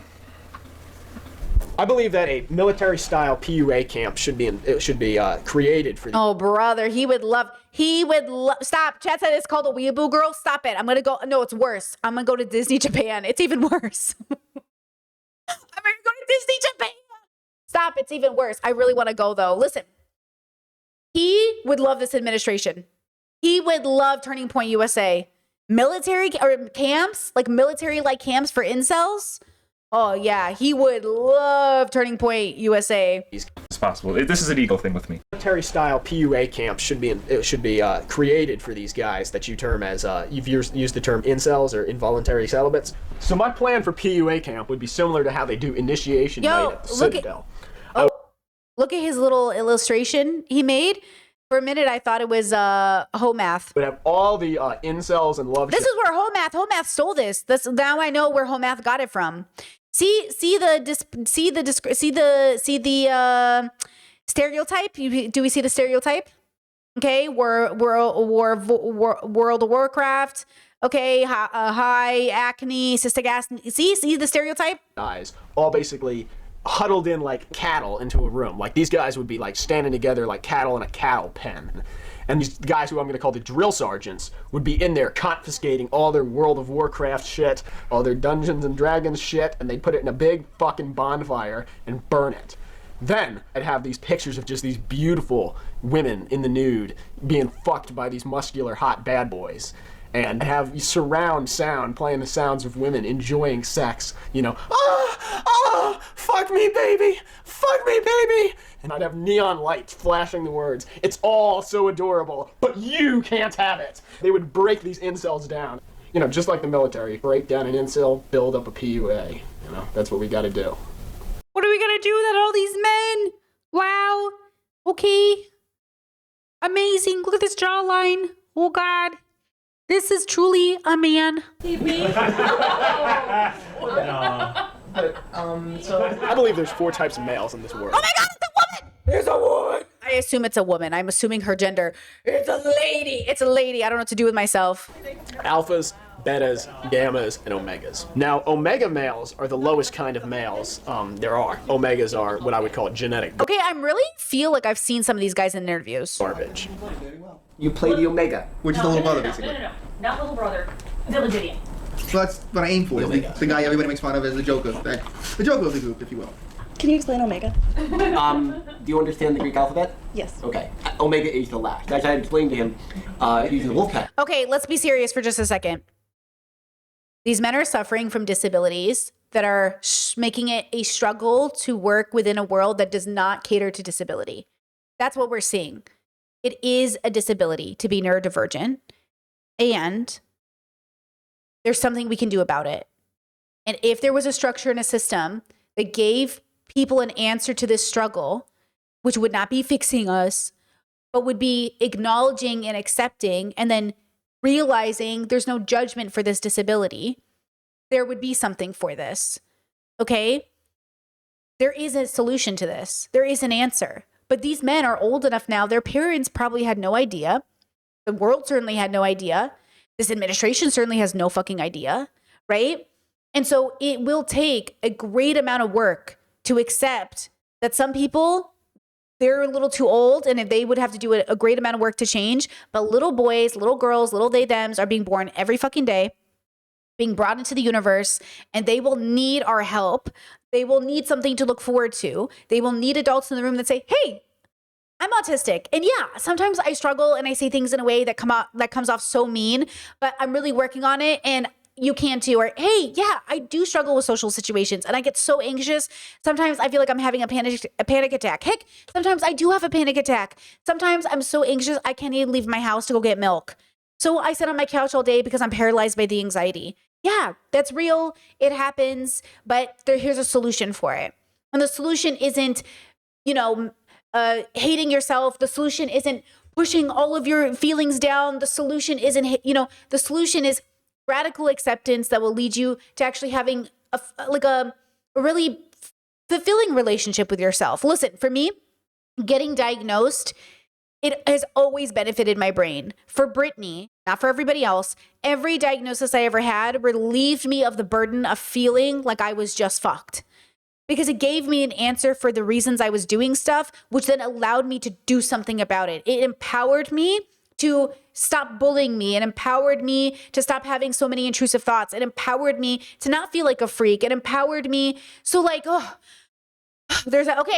I could do something about this. I am a solution-based girly. I think sometimes, and this is the struggle, is we also, with this diagnosis, have to say, or with this struggle have to say, or with this uniqueness have to say, okay, well, even though this is me, and that's just who I am, I also do want to be a good community member. I do really want to not harbor any anger or bitterness. Like, I really hold no grudges. I have no anger or bitterness towards anybody. I really relieved myself. Therapy really helped me free myself from holding on to any of it. But all of us could be these guys if we do not do the work. All of us could be angry and bitter. All of us could feel down. All of us could beat ourselves up. All of us are human beings and no one is special. So the only way to be better, to be less bad, to be less whatever, insert word here, is to just accept that you're a human being. You're dealing with a lot of challenges. We all are. And you're going to need your own unique solution because you deserve it. We all deserve solutions that work specifically for us. Not, good news is you're not so special that the unique solution is unattainable. There's probably billions of people with your same problem and their solution could work for you, right? Some of my solutions work for you, your solutions work for me. The idea is, though, is that we should be sharing with each other. I told this to my Discord the other day. I really struggle with oversharing in the sense that I want to tell you everything in a communist way. I just want to share all my knowledge with you. But then I really got to be careful because I do need to hold on to some privacy for legal reasons, for safety reasons, for doxing reasons, for, I want to tell you everything about how I do everything, but also like some things have to be private because people can really like weaponize those things against you or hurt you. And so I do struggle. Like I wish I could take everything I know about the world and share it with you without it ever being a threat to me or my family, right? I really wish I could do that because I've personally discovered so many things about myself that I'm like, oh my God, this would have been so helpful if I was 22. And I look at these men and I have such a soft spot in my heart for them. Yet some part of me does get to the point where I'm like, okay, you're done. We tried, you're over. It's over for you. Like now it's you. Like I said in my past commentary videos, I am concerned about children because 45-year-old men should know by now how to get themselves to therapy. If you haven't figured out how to go to therapy by 45, I have nothing to do with, I can't do anything. Okay? I can't do anything. Because at some point, that means you neglected yourself so severely. So you have enough agency to get on a documentary, enough agency to go to D&D, enough agency to have friend groups that are men, enough agency, but you don't have enough to go to therapy? Do you know what I'm saying? Like, at some point, you have to make that decision to go to therapy or do philosophical work and introspect, deconstruct, and do all of these things. Therapy meaning go search for the reason your brain or your life or your childhood has put you into this situation or / you have put yourself into the situation or / the world and you are at odds, right? I'm not saying go to therapy and fix everything. I'm saying go to therapy to find out why this is happening because there's a reason. And that's why women and men are deviating so hard because women as a group, generally, we are doing a lot of work right now. And we have our girlfriends and our communities to rely on. Men are infamously known for not having good support systems. And instead of seeing the girls and saying, hey, we should do what the girls are doing, they're like, ew, girls. Girls are gross. Ew, icky. And I'm like, hello? You know what I mean? Like, hello? Okay, back to the doc. Analogy. Alpha and beta are usually the two dominant wolves. And then in most wolf packs, there's an omega, which is usually the last to feed, the last to get mates, last for other stuff. We all take our turns down at the bottom, so. But you tend to stay there. I have to learn to gain more confidence around you guys and to try to build my. Not just us, in general. Yeah. This is a life skill. But going back to the pack animal analogy, and by the way, I do think a majority of these men watch Asmin. Because Asmin is the incel who got rich and famous. And when he has shown girls on stream that he's dating, they're hot. But Asmin is disgusting. He's done the bare minimum. He's every stereotype of an incel, but successful. And yes, chat, both YouTube chat and Discord chat are sharing that wolf study has been debunked and misunderstood by laymen, which is also true. The wolf study has been misunderstood. The wolves were different wolves from different packs. Normal wolves with their families actually work more like parents than dominants. And the study was done on a bunch of wolves that weren't original packs. So a part of the original pack, but so it was awkward and they were fighting because they didn't know who was in charge. But a naturally run wolf pack, from my understanding, limited, is that they actually work more like parents and kids than dominants and submissives. So just, which is, by the way, with your parenting, you are not the dominant of your child. I know in Christianity, they teach parents like, oh, you should fear the Lord thy God, and you should fear your father like the Lord thy God, or you should fear the patriarch. Like, that's bad. will see that too. Yeah, and the wolves he studied were captive. Exactly, yeah. But obviously there are better videos you guys could go to watch. I watched a couple videos on it, so I might also be misinterpreting stuff. But to get clarification, obviously, don't trust these incels and don't trust me. Go watch the original scientists who did the research. It's always interesting to meet people in real life that you only know from the internet. You just want to see how it translates in real life. Urban White Trash invites Michael in advance to meet up in real life. Something he will never ever need in his life. I've already needed one.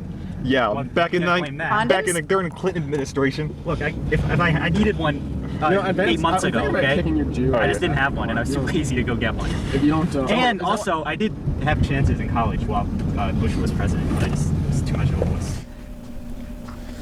Urban it's White the Trash. Or so this guy's name's Urban White Trash. For you, here we are, 5 friends who met from the internet, except for Kyle. Stay focused. Stay focused. Well, there are several do's and don'ts about getting laid at a nightclub. I'll list them out for you. Here are the do's. Be attractive. Be hot. Be good looking. Be muscular. Basically, I can tell you're an incel by looking at you. Pale. I think being pale is a big sign of it. Oh my God. Wait. Pause. Being pale is a sign of it. Okay, wait. There's actually something to this. I think, okay, so I know in some cultures, paleness is like a sign of wealth or like not working outside. But in other cultures, it's a sign of sickness and illness. So I've had people be like, hey, Brittany, are you okay? You're really pale. And I'm like, oh, it's because I don't go out in the sun. And if I do, I wear tons of sunscreen and an umbrella and a hat. But I can see why you think I'm sick, because when I get a tan, people think I look so pretty. I get so many compliments when I have a tan and freckles are out, and people are like, oh my God, you look so alive. So there's this, I get it. But like in some bubbles, it's, everyone has a different relationship to it. But I'm trying to avoid skin cancer.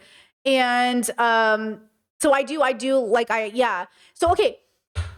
I do think there's something to be said about it, but I think what's interesting, wait, he said something else. You look like an incel, and I think it's being pale. I think I would love a statistic done on how many people go to the club and get laid, because I really think it's probably 5 people, depending on the club. All of the clubbing years I did in my 20s, nobody was having sex at or after the club. Nobody. Because it would be weird to. Like, are we not talking about how weird it is to have sex at the club or or after the club? Like, why are we having that conversation? It is actually weird. Like, we think it's cool, but actually think about how weird it is. It's actually very weird. Like, what do you mean you just met at a club and you're going home to have sex? Do we want to get serial killed? Hello? Like, what's happening here? So these men who don't understand it's not a real phenomenon, for most people, think it's a good thing. And I think it's weird. So I would love them to realize, like, you don't want to be the guy who goes home with a girl after the club. Like, you don't want to be that guy. No one in my life has ever been that guy. And I'm proud to say that. Don't. These are the don'ts. Don't be unattractive. Don't be average looking. Don't have pale skin. Because that also gives off the creepy serial killer vibe, I don't know where you keep getting this. Yep. Well, if you follow those rules, you're pretty much guaranteed a free lay every time you walk into the club. Lower. It's all in your control. Learn how to sleep and hit the weights. Okay, hear me out. Look at them all sitting in a room together. Okay, look at this picture. You could have the same group who looks exactly the same way with the same amount of lisps and acne, and they could be having a completely different conversation. Oh my God, did you guys hear about that latest anime? Oh my God, I love that anime. Oh my God, did you hear about this latest D&D update? Or I don't know, I don't play D&D. Did you look at this new die roll thing? Look, I got a new die. You know what I mean? And it could be a totally different conversation. Oh my God, my girlfriend loves that. Oh my God, my boyfriend loves that. Oh my God, my sister loves that. Oh my God, you should come to our party next week. You could have the same look, the same hobbies, the same everything, and be having the time of your life. I married a D&Der. Do you know what I'm saying? Almost everyone I've ever dated is neurodivergent and or kind of nerdy. You could be married. You could be having sex. You could be having orgies. You know how many people in the dungeon looked exactly like this and we're having the time of their life? It's not the way you look exactly. It's not exactly the way you sound. It's not exactly, it's the overall package. If I have 2 options of the same package, but one has a better attitude, which one am I picking? You know what I'm saying? I'm not going to pick the one with the bad attitude who feels angry and bitter. Anger and bitter is just not cute, guys. Holding grudges, being angry, like being passionate, attractive. Being angry, unless it's for justice, unless it's like anger for the world because you want to like help people. Anger is an emotion and I accept that. But the type of angry they have is just not cute. Okay? So again, like, it's not about sex. Like, being obsessed with sex is always a red flag. Like, being obsessed with money. Being obsessed with money is just as much of a red flag as being obsessed with sex is. They're both red flags. It's all in your control. Learn how to sleep and hit the weights. And wear clothes like Kyle. Listen to this music, guys. What's this music? It's just beautiful music. I'm gonna get copyrighted. Yeah, Chad said it's not even the anger, it's where they place the blame. Actually, great point, Chatter. It's not even that you're angry, because anger is a normal emotion, okay? It's where you put the blame, and that's why I say stop blaming people. Stop blaming the world, stop blaming people. Accept you are a part of the world and this is your nature, and then have a deeper relationship with that nature. Deconstruct it. Because yeah, I agree. Like, it's not even that you're angry, bro. There's a lot of reasons to be angry, right? It's who you're angry at. Don't be angry at yourself either, by the way.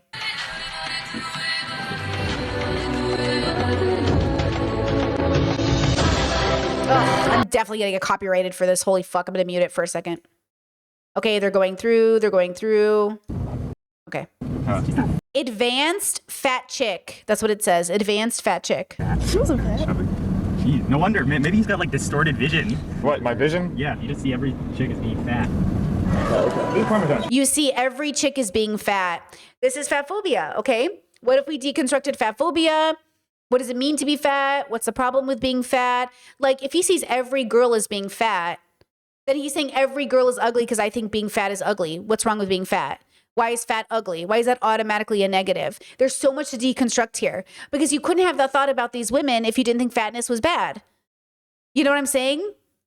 Also, not to be that girl, but he would be considered fat in the bubble I grew up in. Okay? And he's not bad because of it, but in my bubble where he grew up in, my brothers would call him fat. He'd be considered fat. Look what Kyle's wearing. He's got this polo on, it's fitting. He's got nice jeans on. He's got flat bottom sneakers with a Nike check. He's got this nice jacket here. Your clothes are just awful.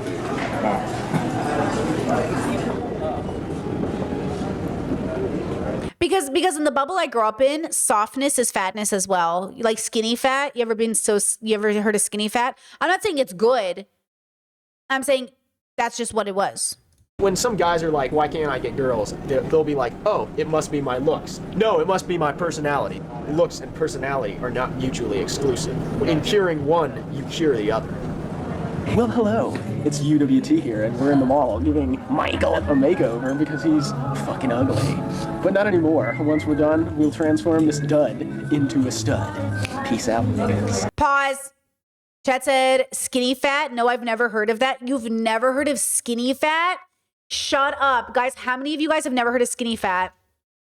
No, stop. You don't know what skinny fat is? Skinny fat, scientifically termed sarcopenic, obesity, describes individuals with normal body mass index, BMI, but a high body percent of fat. So like, hold on, you've never heard of skinny fat? I'm fucking dead.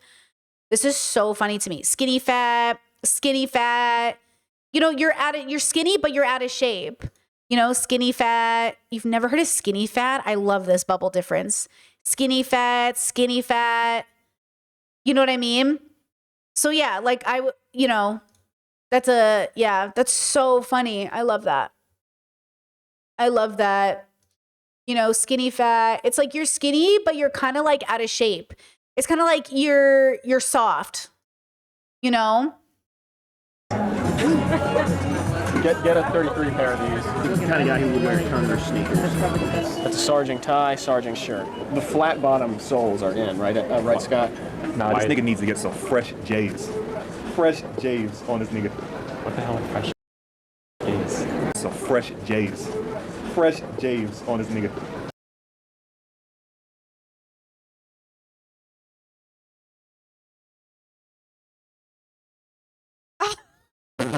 Nah, this nigga needs to get some fresh J's. Fresh J's on this nigga. What the hell is fresh? You know what? Maybe he's a quarter black. Maybe he's a quarter black. We don't know. He could be. Maybe he's a 1% black. Maybe he just did a 23andMe and he's actually, we don't know. You know what? Oh, Lord. Oh, no. Men's shoes are very important. And why are shoes important? Turn the camera around. Say it to the camera. Why are shoes important? I don't know. You know the answer. no. Just what's the answer? Oh, God. Oh, no. What's the first thing a woman notices?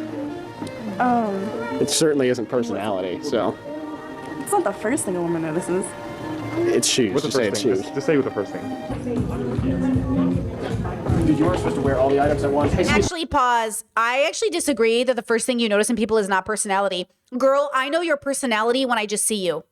I can tell you what your personality is going to be by just looking at you.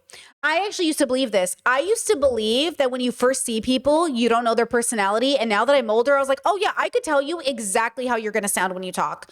I feel like 99% of the time I can tell what a person's going to be like when they, not always, obviously, okay, obviously, but a lot of the time I feel like I can tell. Okay, not obviously, okay, but you know what I'm saying? Didn't we all just look at these men and be like, Didn't he just say you look like an incel? Well, what personality trait goes with an incel? Do you know what I'm saying? So like, yeah, I get what people are saying. Like, oh, Brittany, when you first see somebody, like somebody was in my comment section talking, I hate this. I hate having this conversation with men, especially, but anybody. Where does attraction start? Where does objectification start? When you see someone, you don't know their personality. You cannot know anybody and still not objectify them. Just because you don't know a stranger doesn't mean you have to objectify the stranger. That's why conservatives objectify children in other countries, because you don't know them, you don't see them, they're just numbers on a sheet. Stop doing that. They are people. They're not numbers on a sheet, they're people. You know what I mean? Stop objectifying people. Start humanizing every single person. Assume every single person is expressing themselves in different ways. Assume people have personalities. Assume people are thinking about themselves before they leave the house. Assume people have a life and hobbies and tastes and smells and nuances about them. Like, assume people have, you know what I mean? Assume people are more than just whatever. It's just like there's like this objectification, this dehumanization that keeps occurring. Like, oh, when I look at a person, I can't tell anything about them. Like, well, just, you can start with the fact that they're a real person and they have a life and they have interests. You know, just start there. What do you think of this? I told him it looks terrible. It's comfortable. And yes, of course, Chad, there is impressions and biases and prejudice. But be positive. Don't be negative. Don't give in to your biases and prejudices that are negative. Maybe give in to positive. Hi, I noticed that you're wearing an anime shirt. Do you like anime? I love anime. Oh my God, do you love anime too? Do you hear about the conference that's happening across the street? Do you want to go? Or hey, do you have somebody to go with? Like, we have a whole group. Oh, hey, I noticed you're wearing a rainbow pin. Like, this is also a bias. It is also a bias to assume that you're wearing, rainbow earrings. You might be gay. It's also a bias and you know what I'm saying? So like, yeah, like maybe assume something better of people than negative of people, but also, It's not a bad idea, but I don't think what I need I'm going to get from these guys. I have a feeling we're going after a different kind of look. No, as I was saying. See, this is the guy who made Shy Love. And I think he's really looking for love. I think he might be a nice person, like a real good person. And the rest of these guys are assholes. And he's like, I don't think I'm trying to find a girl the same way you're trying to find a girl. I have a feeling we are going after a different kind of female and what we're trying to attract. Female. You're trying to go after someone who will love you for you. See, he's making fun of him. Someone who will love you for you? Yeah. Yeah. See, the guy thinks he's stupid. Oh, you're trying to find a girl. Oh, I do think looks matter. I think personality probably matters more. My looks are the only reason I am incel. I feel like for the most part, being sort of shy and introverted is not attractive. I think looks is 95% face. I feel it's better to be socially able. A chin that's balanced, facial thirds that are balanced. I feel like my life is kind of like a mess. I'm like, I think that, why, if I was a woman, would I want to date me, someone like that? I'm like, no. I'm tall.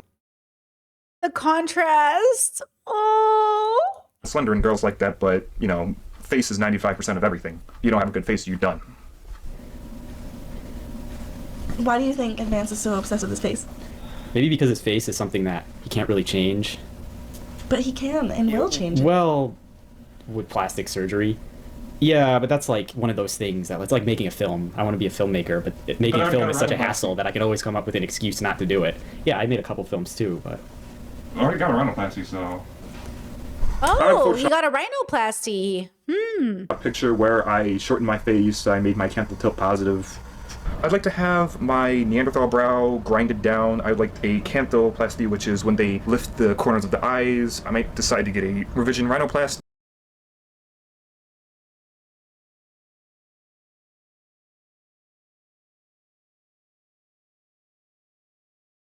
He has body dysmorphia, right? I'm not a therapist, but isn't that body dysmorphia? Wait, Chad says, wait, trans? Wait, is he trying to be a girl? Is he a girl? I don't know. That's interesting. Oh. Okay. Yeah. Yeah, interesting. Well, I think I don't know what to do with this, but I think a therapist could help. You know, somebody could help explain what's going on here. Yeah, there's something happening here. I don't know what it is. See, this is why you would go to a therapist, because you'd be like, hi, this is what I think I want to look like, but I look like this. And then they'd be like, oh, why do you want to look like this? And then there'd be a conversation, and then we could try to figure it out. But like, I don't have the scientific knowledge to help him. A person with a scientific, they could help him. They could be like, oh yeah, sure, let's talk about it. You know what I mean? Like, a plastic surgeon can't help him with this because they don't have the psychology. But if you go to a real person with a medical background, they could, you know, who studied, it's just like, they could help him, right? This is I'm very like, this is like shocking to me a bit. Like, oh, there's something going on. I don't know what it is, but I'm very like, this is very interesting to me that this is his ideal. Like, this is like, yeah, this is what he wants to look like. Very interesting. I'm gonna wear the shirt that Ed doesn't like. And by the way, like, feminine, anybody is attractive. Everything can be attractive if that's what he wants to look like. Okay. But I would want to know why. In the same way that when my girlies come to me, they're like, Brittany, I want to get plastic surgery. Okay, let's go over it. Let's talk about it. Why? Right? Just to piss him off. After I get cosmetic surgery, I'm gonna wear this shirt when I approach women. Oh, he's so much skinnier than I thought he was. So yeah, he'd be like skinny fat at most, but like he's not even fat. He's so skinny. Why did his clothes, is that what he means by his face? His face makes him look bigger than he is. He's so much skinnier than even I thought he was. I thought he was bigger. Is it because of his face? Oh, is that what? I think that maybe that's what he means if your face isn't good. Because some people do have big faces. Some people just have like, quote, fat faces, but they're so skinny. And it's like, it's a mix, it's confusing, but also it's cute. Like, who cares? Okay. Interesting. Yeah, chat's so right. Honestly, the right therapist would do wonders for these people. Though I think so too. I think the right therapist could just, I'm telling you right now, obviously I did the work, but my therapist completely reworked my brain. I can't even explain to you how significantly she impacted me. It took me like even a couple years to really get what she taught me. But I really feel like she rewired my brain. She helped me just completely shift my whole relationship with myself in the world. And then, of course, I did the work. I did philosophical work. It wasn't just her. But she really gave me the tools. I really think like the right person, the right tools, the right timing, because it also, you have to be ready, can just change your life. You get the number right in front of your face. How are you going to afford cosmetic surgery? Hopefully I'll get a job someday. So he's not working as well. Okay? Hopefully I'll get a job someday. Well, why are you struggling with working? Like, you know, when I lost my job and I was like, I have to go to therapy, something's really wrong. If you've never had a job, you've never, you know what I'm saying? Like, what about like selling lemonade as a kid? You guys never like babysat pets or babies when you were children? Like, when I lost my job, I was like, something's really wrong. Because what's happening? No, there's an explanation for it. You know, oh, chat's right. The song in the background again. Ugh. Yeah, but she'll be old and ugly by then. She'll be old and ugly by then. Oh, damn. See, this guy, you know what's funny though? This guy looks like an incel, but he doesn't know he looks like an incel. Sorry, chat said, how do you start philosophical work? Philosophy is why. It's the love of wisdom. So think of philosophy as the framework in which you exist through the world. What is your, what's your understanding of existing in the universe? Like, I would love these guys. I would love to ask these guys, hey, what do you believe in? Evolution, God? What do you think we're doing on the planet? How do you think humans got here? What do you think existence means? It's answering the framework to kind of build a foundation of everything else off of. Like, it's really like understanding life. It's being grounded with data. You see how it's frustrating when they use quote data and then the data doesn't make sense because it doesn't match the numbers or it doesn't match like what we've discovered about the world. It makes you feel a little crazy. It's because it doesn't make sense with what we know. Like people who are conspiracy theorists, it's like, what are you doing there? So philosophical work is really, it starts with introspection, asking yourself why, extrospection, asking yourself why, or how, or, any of the questions that will force you into a deeper understanding about the fact that you exist. Like, we literally exist. All of us exist, and yet we're kind of almost not aware of it. Like, I don't think we really understand that we're alive. I think we say we do, but I don't think I would expect the world to be a little bit different. I think if the world really understood it existed, I think, if that makes sense. Like, look at this guy here. Like, this guy at the bottom, white trash, that's his name. He looks like an incel too. He looks nerdy. He's, you know what I mean? Bad haircut. He's got acne, which is a stereotype. Okay. So the fact that he thinks he's the cool guy and the fact that these boys think he's the cool guy. Okay. You ever been in a friend group and there's obviously like the hot friend or the hot one? And so it's the halo effect. I think that's what they call it, right? Where like he is the hottest because he is next to all these people. So the bias is like he's like a 10 when he's actually just like a 5. Is that what that's called? And then I'll need a facelift. Oh, and then he said, I'm going to get a facelift? Or they're going to get a facelift? Yeah, but you'll be old and ugly by then. And then I'll need a facelift. A facelift, okay. I know more about fat chicks than probably anyone on the planet. Like, I could write a book on them. Man, he is obsessed with fat women. What's that about? See, that's what I'm saying. Like, what's that about? What's his obsession with fat women? He's not fat, but does he want to be a fat woman? Like, what is happening? I look at ugly fat chicks and I see how easily they get men, and to be honest, he is pretty. Wait, are we like, I mean, he is pretty. He's a pretty boy. You know what I mean? Like, I mean, I know a lot of women who look like that. You know what I mean? So you know what I'm saying? There's something going on. I don't know what's happening. I don't know what's going on. Sometimes that makes me angry. Do you ever resent women? Sometimes I do because of how easy they have it and how hard we have it in comparison. What makes you an expert on women having never touched a girl, kissed a girl, or had sex with a girl, or been in a relationship? Yeah. There's something going on. What makes you an expert on women having never touched a girl, kissed a girl, or had sex with a girl, or been in a relationship with a girl?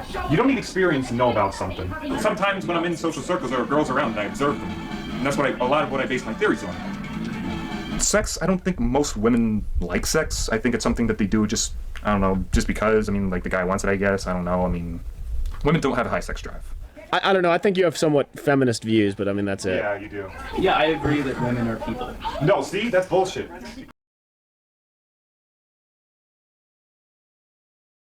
I don't know. I mean, women don't have a high sex drive. I don't know. I think you have somewhat feminist views, but I mean, that's it. Yeah, you do. Yeah, I agree that women are people. No, see? That's bullshit. And if you don't realize that, then you've been brainwashed. Do you think that women ever have trouble finding love?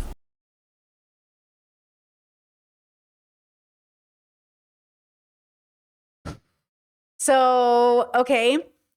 This is why people don't like incels. So the one guy, I think Kyle, he's the one who made Shy Love. I believe that's the one. We need to help him. He's the good one. Save him. He is the one who we have a wife for him. I know a lot of women, okay, who would love a Kyle. Okay? We love him. Save him. Somebody grab him out of this group. The rest of them are over. Do you know what I'm saying? The rest of them can buy, okay? Don't care about you. You don't even care about yourself. You know what I mean? But we gotta save the feminists. Nope. What about sex? That's even easier. That's like shooting a dead fish in a barrel. When you have a machine gun, infinite ammo. If a woman wanted to get sex, she could go to a grocery store and ask any of the male cashiers, and I'm sure they all would, even the married ones, even the Catholic men. Oh, okay, even the Catholics. Chad says he wishes he was objectified like women so he could be chosen. Absolutely. I think you're so right. I think that is a big part of the culture where men get angry about women not wanting to be objectified because at least you're picked, because they don't understand the irony of, there's that comic. You remember that comic that was going viral and all the men were so mad about it? Comic, women being picked. I wish I could, what was it? Damn it. You know what I'm saying? Do you guys remember that viral comic strip that was going in? The girl was like, it was like 1,000 guys at a door, and she was like trying to shut the door, and she was like exhausted, and all the men are like, oh, the 1,000 guys want to fuck me. But like, you don't understand. If 1,000 men wanted to fuck you, that'd be kind of fucking scary. Like, it'd be actually literally scary. You know what I mean? So it's like they are getting none of the validation. Okay, so then I say this as a parent. As a parent, I see it. Guys, I see it in my parents because you remember they had 10 kids. So each of my siblings and I, we all have different relationships with sex. And like everyone is different, right? Every single brother, every single sister, there's only one sister, but like every single one of us, we all have a very different relationship with like attraction, dating, people liking us, people having crushes on us, how we were raised, our confidence levels are all different. I really do think that I have one brother that falls into the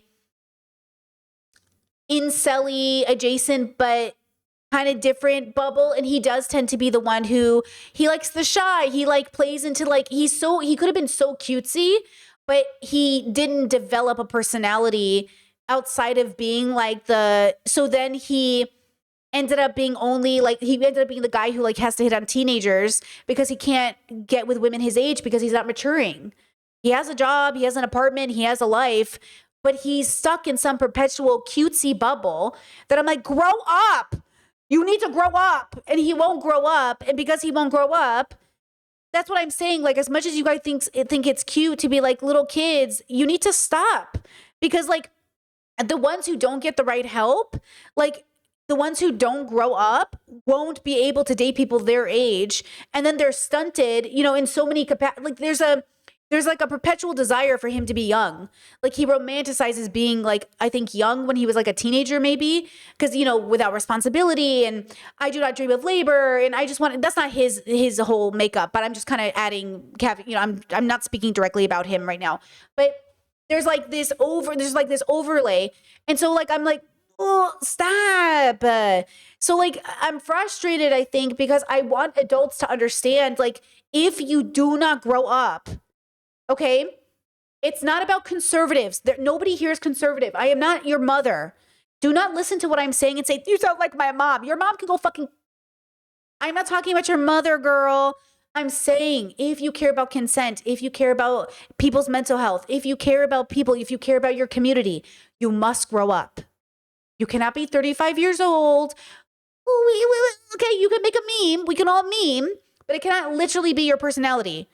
You cannot be 35 years old and still hanging out a Hot Topic because you want to talk to 15-year-olds who are goth. Okay, you can't do this. And if you do not grow up, these men won't grow up. Do you notice they won't have jobs? They don't socialize. They don't fucking own their lives. They won't grow up. Don't you see it? They won't grow up. It's so frustrating. And then who's burdened with who has to pick it up? Us. Now, because you won't grow up, the rest of us have to fucking do the work. That's the problem. There is a version of not growing up that just is very fucked up. Now, obviously, I agree. And I know that, maybe some conservatives looking at me and being like, Brittany, grow up, stop wearing Sailor Moon shirts. Okay, that's not what we're talking about. There's nothing unethical with wearing a Sailor Moon shirt. But there might be something unethical, bad for society, about not growing up. It's not about wearing a Sailor Moon shirt. It's about what you do when you're wearing the Sailor Moon shirt. Okay? Yeah, Discord or immature. Secure and mature, please. Yeah, it's the immaturity of it all that's like, or be secure or immature? Wait, be secure and immature? No, be secure and mature. Exactly. You need you to be secure and this takes time. It takes time. But there's like a, you know, and I get it. We're all immature sometimes. I said this to a guy one time and he's like, I'm never immature. I was like, oh yeah, you're never immature. He goes, no. And I was like, you don't think it, I gave him examples. I was like, you don't think that's immaturity? And he's like, no. And I was like, okay, so you think you're always mature? He's like, yeah. And I was like, okay, well, I'm not. He's like, you are though. You are mature. I was like, no, sometimes I'm immature. And he's like, no. And I was like, yeah. I think it's weird that you think you're never immature. You know what I'm saying? I think it's so weird to go through life thinking I am a perfect, mature person. Oh, wait. You know what I mean? It's like, girl, come on. And then they get defensive about it. I'm sure these men, if I said like, you're so immature, they'd be like, you're just a woman. You're a female. You're a female. You know what I mean? Married once. I would do anything just for a 300-pound ugly white girl. I would fight in the front lines, the bloodiest battle the world has ever seen, and come back with no limbs if it meant that that would guarantee me an ugly fat chick for life.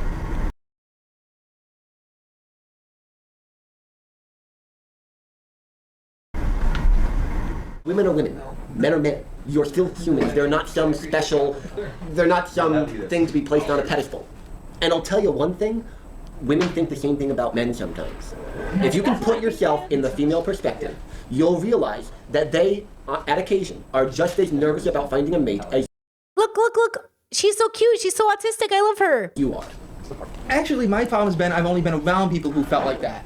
Like most of the friends that I was close to were either married or had no social, were not in any dating scenarios. Yeah, like, but I didn't get born married. Right, but I wasn't around people when they were. Yeah, I got born married to her. That was just really weird. You must explain the cake. No, we don't have Go to talk on. about the cake. You need to talk about the cake. Come on. What's the cake? It was a vagina cake. It was in fact a vagina cake. And they specifically saved the special portion for me. Uh-huh. And I tried eating this thing, and it was like, oh yeah, it's not gonna be a problem. I'm gonna lick it and everything. It'll be hilarious. And then I go and I just got red in the face and choked. I couldn't do it. I'm just. I got. Incels like soft porn because they've never seen a vagina. The most of them I've ever seen is like a girl in a bikini. So they're gonna end up jerking off to that because that's what they've seen in real life. Because a vagina and titties, because they've never seen those IRL, is kind of scary to them. I think there's some projection going on here. You're the one who's afraid of vaginas. Oh wait, you're the one that just reminded me of the threat. I'm terrified. I love that. You're the one who's afraid of vaginas. Oh, this conversation is so gross. Yeah, this is a tough conversation, girls. Like, this is really hard. This is a very difficult group of people. I see this is why people struggle to care about these problems, because it's like people are facing a genocide and you're in a room in a hotel talking about how like women aren't people. Please focus. But then it's so important because I think these men voted for Trump. You know what I mean? And then I think society has to do something about it because these men are literally voting. They're literally shooting up schools. They're raping your daughters. Like, we got to do something about this. A female genitals. I totally forgot about that. I just don't like looking at them. Guys just want to fuck them. They don't want to like look at them. They're like they look like they don't look like meat sockets. Bumping ugly. They're not beautiful. They're not. Do you like the way dicks look, Sarah? And these were little boys at some point. At some point, these were children. You know what I mean? Chad said this video is for the though isn't this video to 2010s? Yeah, are you talking about voting for Trump thing? Do you think these men didn't grow up to vote for Trump? Do you think like in 2016 they didn't vote for him? Or in 2024? Like, where are these men now? That's really the question. Where are any of these men now? They're probably on fucking Reddit posts and debate bro channels. You know what I mean? Is that what you mean? Is that what you're talking about? Chad says, I mean, when it was filmed. Yeah, it was filmed in 2010. Which I remember. What was I doing in 2010? Obama was president, right? And what was I doing in 2010? Who knows? I was in Orange County. I was coming out of San Diego into Orange County, and I was honestly, I was in a pretty bad place. But I was, I was partying and hanging out with people and working and trying to figure out my life again. One of the worst depression eras of my life. My credit score got way low let me tell you, 2010s was hard. 2010s was hard. But that's the point too, is like, girl, we're out here suffering too. You gotta do something about it at some point. So you understand, right? Why conservative propaganda works, right? Conservative propaganda works because there is something true about, okay, do something about it. Okay? Stop whining and do something. There is something inside all of us that are like, stop fucking talking and do something. And that I think is a universal experience. Eventually, you're just going to have to deal with somebody that you want to say, do something, because honestly, bro, it's on you now. Do something. And that's the part that gets confusing when I say, like, you got to do something. I'm not saying it in a conservative way, but there is a sentiment that is true and that we all feel when we're dealing with people like this. It's like, bro, come on, please. Yeah, they're fine. They're fine. Let us look at pictures of... I wish they would explain who these girls are. Are they sisters? Are they cousins? Are they girlfriends? Like, who are these people? Oh, God, I can't even look at it. I'm serious. Like, I Google vaginas and I get this fucking picture. I can't even fucking look at it.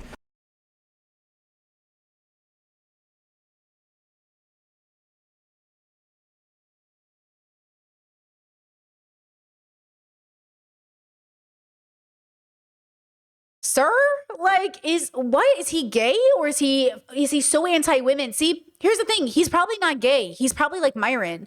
Myron isn't gay. Myron hates women. Like, I don't know how to explain this to you. Not that vaginas only belong to women, but I don't think he's gay. I think some men are so misogynistic that even anything that represents is, I think our instinct is to assume they're gay, but I don't think so. Because even, God, I know gay men that aren't afraid of vaginas, you know? Gay men don't care about vaginas. That's just an exaggeration. When we were younger, did you guys never do this? I always thought I had to like think things were gross because I was gay or I was this or I was that. Like I used to actually pretend like, oh my God, ew. But like, I actually don't care. If I was really free to give my opinions as a kid, most of the stuff that I ever pretended were gross, I wouldn't even think were gross. I just thought I had to. So I think sometimes even gay guys are like, ew, vagina, but they actually don't care. Like lesbians are like, ew, dick. Like, you don't care. It's just a dick. Who cares? You know what I mean? So with him, you know what I mean? Why do you think it's actually disgusting? Because if you're in a group of guys that are trying to get laid, you seeing it's disgusting, where's that coming from? Where's your ick response coming from? You know what I mean? So like, what's this about? You know? Who knows? I don't like looking at them. They're too low. You guys probably don't. They're too low? Yes. What do you mean they're too low? I wish they were parallel with my dick. Sugar magnolia blossoms bloom and heads all empty and I don't care. Wait, Saw my baby down. Why did you think you were incel before and love shy now? Because I used to be incel and now I'm love shy. But when was like the turning point? When I got muscles and better clothes. Do you think you'd be able to hide that you're a virgin when you lose it? You mean if? No, I'm just kidding. Yeah, I think I can hide it well. No, actually, I don't know if I can. So Lori starts complaining to me, and she doesn't know I'm a virgin. She's like, I can't Lori's a friend from school. believe I had to take his virginity away. I mean, I'm all cool with guys being virgins if it's because of their religious beliefs, but if a guy just can't find someone to have sex with him, that's pretty pathetic.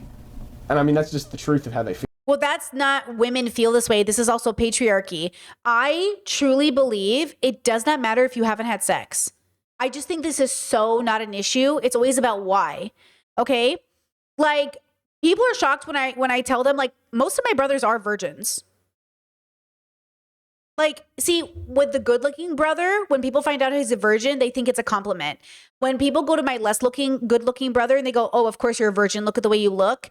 It's the same thing with anything else. When a rich person dresses poor, oh, it's humility. When a poor person dresses rich, it's a scam or it's fake or like, you know what I mean? Or if they dress poor, it's an indication of their poverty. You know, it's like, we have all of these biases and prejudices, and some of them might be more accurate than others, but there is something to be said about the way we perceive virginity. That's why virginity as a construct needs to be dismantled. You not having sex is not the biggest deal in the world. I don't care. I don't care if you're 50 and you've never had sex. Have you done other things? Are you educated? Are you world traveled? Have you done all these other things? Then who fucking cares? Like, I do not think this matters. I just think it only matters if the reason you never had sex was XYZ. Okay? Because, like, I just think, like, we put so much into this. Like, I have a brother who's he's very talented. He's a good chef. He's world traveled. He's been to, like, 15 countries. He's college educated. He has a good job. He owns his own place. And because he's religious, he's never had sex. Okay? And he's much older, right? So? And many girls, by the way, have liked him. He just, honestly, trust me, I know exactly the girl that will be with him, and I can see why he hasn't met her yet. Because I also think he's neurodivergent. But he's a really good person. But I can see why people might look at him and be like, ew. And I'm like, you just don't get him. Like, he makes so much sense. Like, he makes so much sense to me. And that's the problem. Like, they're just so attached to this idea of sex. That's why when I had it at 22, people were shocked. Oh, you had sex at 22? So? They're like, oh my God, that's so late. Oh my God, were you stunted? Oh my gosh, was that your religious background? I just didn't want to have sex till I was 22. You guys are being so weird about this. You're being so weird about it. Why, you know what I'm saying? Like, you guys are being so weird about it. Instead of having the choice, we pressure people into having sex earlier. Don't you think that's fucking weird that we are pressuring teenagers into having sex so they can look cool? Don't you think that's fucking weird? You get to have sex when you want to. It is not our job to tell people when to have sex. It's up to you. It's your body. It's your life. If you want to wait till you're 50, I don't give a fuck. If you want to have it until you find the right person, great. You know what I mean? I don't care. Okay? Feel about it, you know?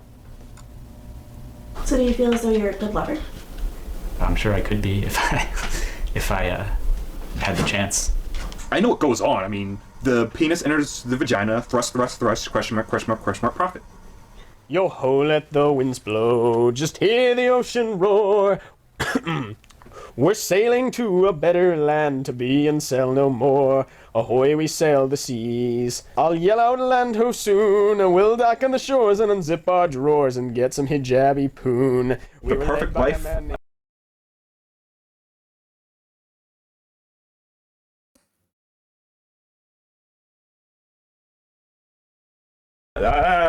I'm trying to think of what I want to say about that because I don't know if I should get into my fantasies. But back for his face looked like a whole. I'd like to be like a very androgynous Korean guy. Whoa! Pause there. Back for his face looked like a whole. I'd like to be like a very androgynous Korean guy who has like a stalker girlfriend. You're not putting that in. You're not, right? Are the girls doing the documentary? Did I just pick that up that the girls are the ones doing the documentary? An androgynous Korean boy who has a stalker girlfriend.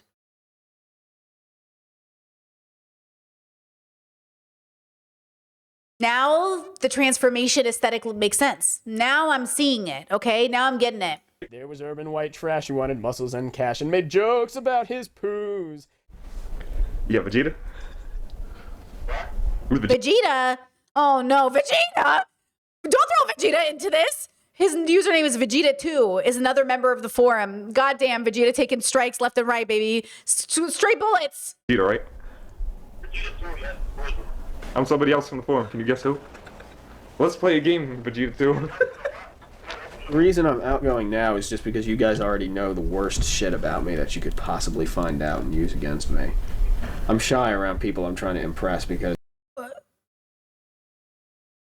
You know what I'm saying? Like, do you remember when I said to you, autistic people, neurodivergent people, people who aren't in mainstream society tend to think there's more wrong with them than there is.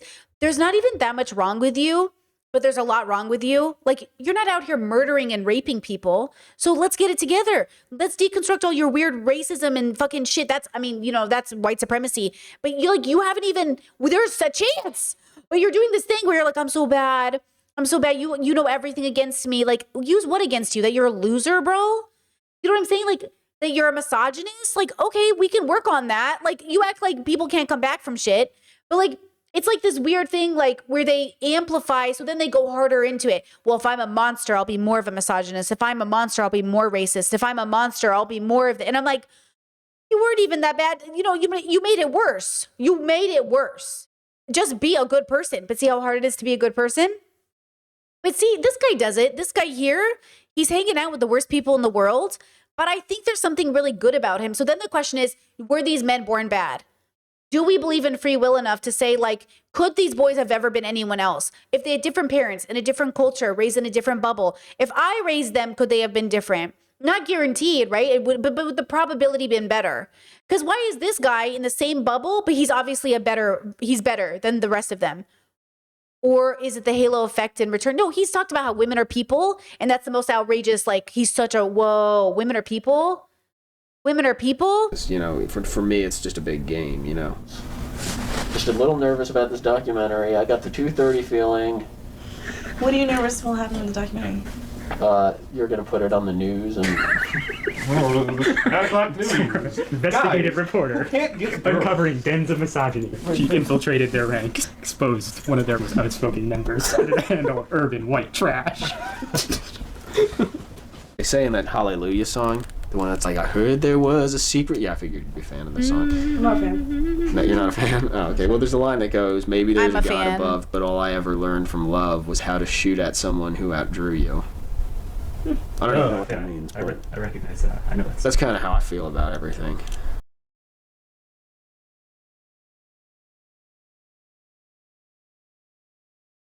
It's like they think they're so deep, bro. He's like, I'm so deep. Look, I like that song too, bro. Shrek. It's one of the best songs on Shrek. But like, come on. I don't think I'll ever run into a duplicate. I'll never run into somebody, oh, you remind me of Advanced, or you remind me of, urban white trash. They're unique, for better or worse, which is not, I don't think it's that common. I think most people, I don't know, maybe like people are just like too afraid to be like so crazy. The way these two are, they're unafraid to be crazy.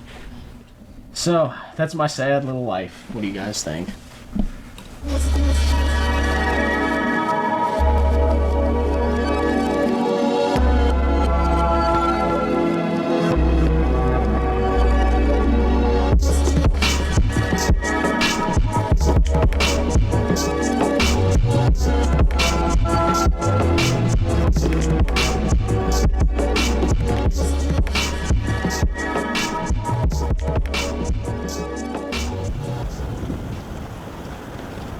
I just want to be like with one person. I would be totally happy as long as it was like a good relationship, and the rest of it just wouldn't matter. I get overwhelmed and I think I should just quit. I don't do anything because I'm like, well, what's the point?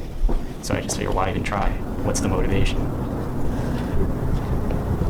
I was thinking I should have jumped off while you were doing the pan. I see it as like, abstract art. That's what art is all about. It's like the ultimate art project. It's to kill yourself by jumping onto a pavement and splattering yourself, I think. Aren't I cheery?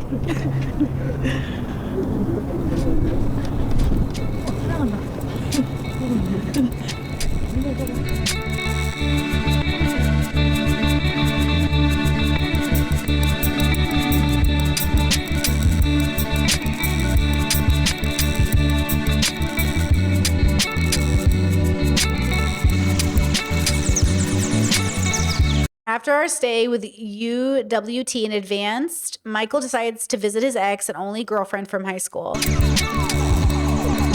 It's been 10 years since they broke up. Uh-oh.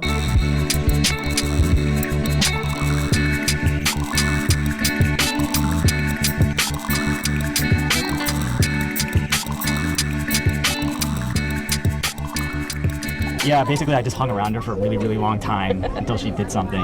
I kissed Mike, and he sat there and didn't do anything, so I ran away, and I felt so rejected because I thought you didn't like me or something, and I felt like I made a total ass of myself. You kissed me for like 15 minutes. I think if I didn't like you, I would have ran off before. I don't remember the it being 15 minutes. It was 15 pretty long. Pause.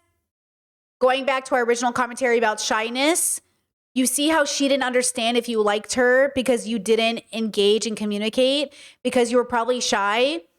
You are missing out on opportunities in your life when you don't communicate. Yes, I like that. This is what consent is. It's informed. You need to verbalize. If you believe in informed consent, you cannot weaponize your shyness or, God forbid, turn it into a weaponized incompetence.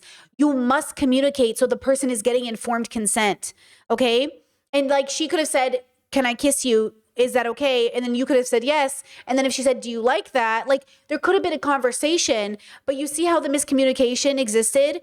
Informed consent does require you guys to use your words or communicate, use your words, caveat, whatever version of that makes sense in your bubble. But this is the problem with like people think they know what consent is, but I believe in informed consent, for this reason. Cause like, I don't know what's happening. And now, So what do you think about Mike running a website?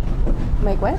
Running a website. You're running a website? I don't really run it. Wait, is this the group that you were telling me about? Yeah, it's where I met her from, where she I didn't posted know her you message. ran that. but remember that, because Chet says, don't expect me to read your mind. I agree. And yet typical culture does actually expect us to do that, which is why you get autistic people like this so confused, because like that's what, like, you know, these, you know, they say like, oh, you can tell she's into you. She winked at you. She looked at you. She flirted with you. And I'm like, but then no, because like a woman will just be nice to a man. He's like, oh, she wants me, bro. And I'm like, she's just being polite.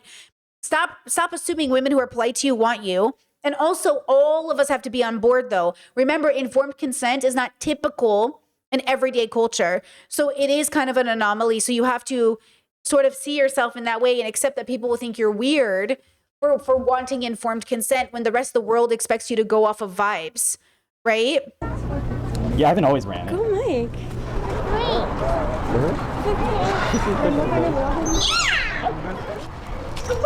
He keeps prodding me to tell you what the website is like about. The real reason we have the website is because we're all perpetually single and frustrated Girlfriends in about college, though. Almost. Well, then you had almost girlfriends in college. Yeah. The audio's kind of bad, but he's just basically saying like, I'm perpetually single for like 10 years. And she's like, yeah, but you had like girlfriends in college. He's like, wow. And she goes, okay, almost girlfriends. Really? Why didn't you want to tell me that it was like just single boys? I think as I get older, I get more depressed because I feel like I have less time. And I don't know, I kind of like being this way. I feel annoyed that I feel like to have like a normal life, I have to like alter. But then what's the alternative? Keep going on the way you are, which doesn't work. I think when you look at the bigger picture, though, I think you have it pretty good. I mean, compared to a lot of other people in this world, you have a really good life. I don't know. I mean, maybe it's not what you think it should be, but you do. You have a good life. Maybe it's not what you think it should be, but you have a good life. That's interesting. Yeah, do you know the definition of a good life for you? Are you too busy comparing it to other people? Are you actually okay with the world the way it, or your life the way it is? Like I say, I believe in custom lives. I have a custom life. I had a custom life when I was single. I have a custom life now that I'm partnered. I just aggressively, passionately believe in a custom life. And I'm just not worried about what the world expects of me. I'm aware of it. I get it. I understand how I'm perceived. But I really do want to continue living a custom life. It just works for me, and I recommend it for those of you who like are probably in adjacent positions. It's just really hard to live up to a script that's not working for you, which is why people immigrate, which is why people date outside their culture, which is why people move away from their religions and deconstruct. It's just not working for us, you know?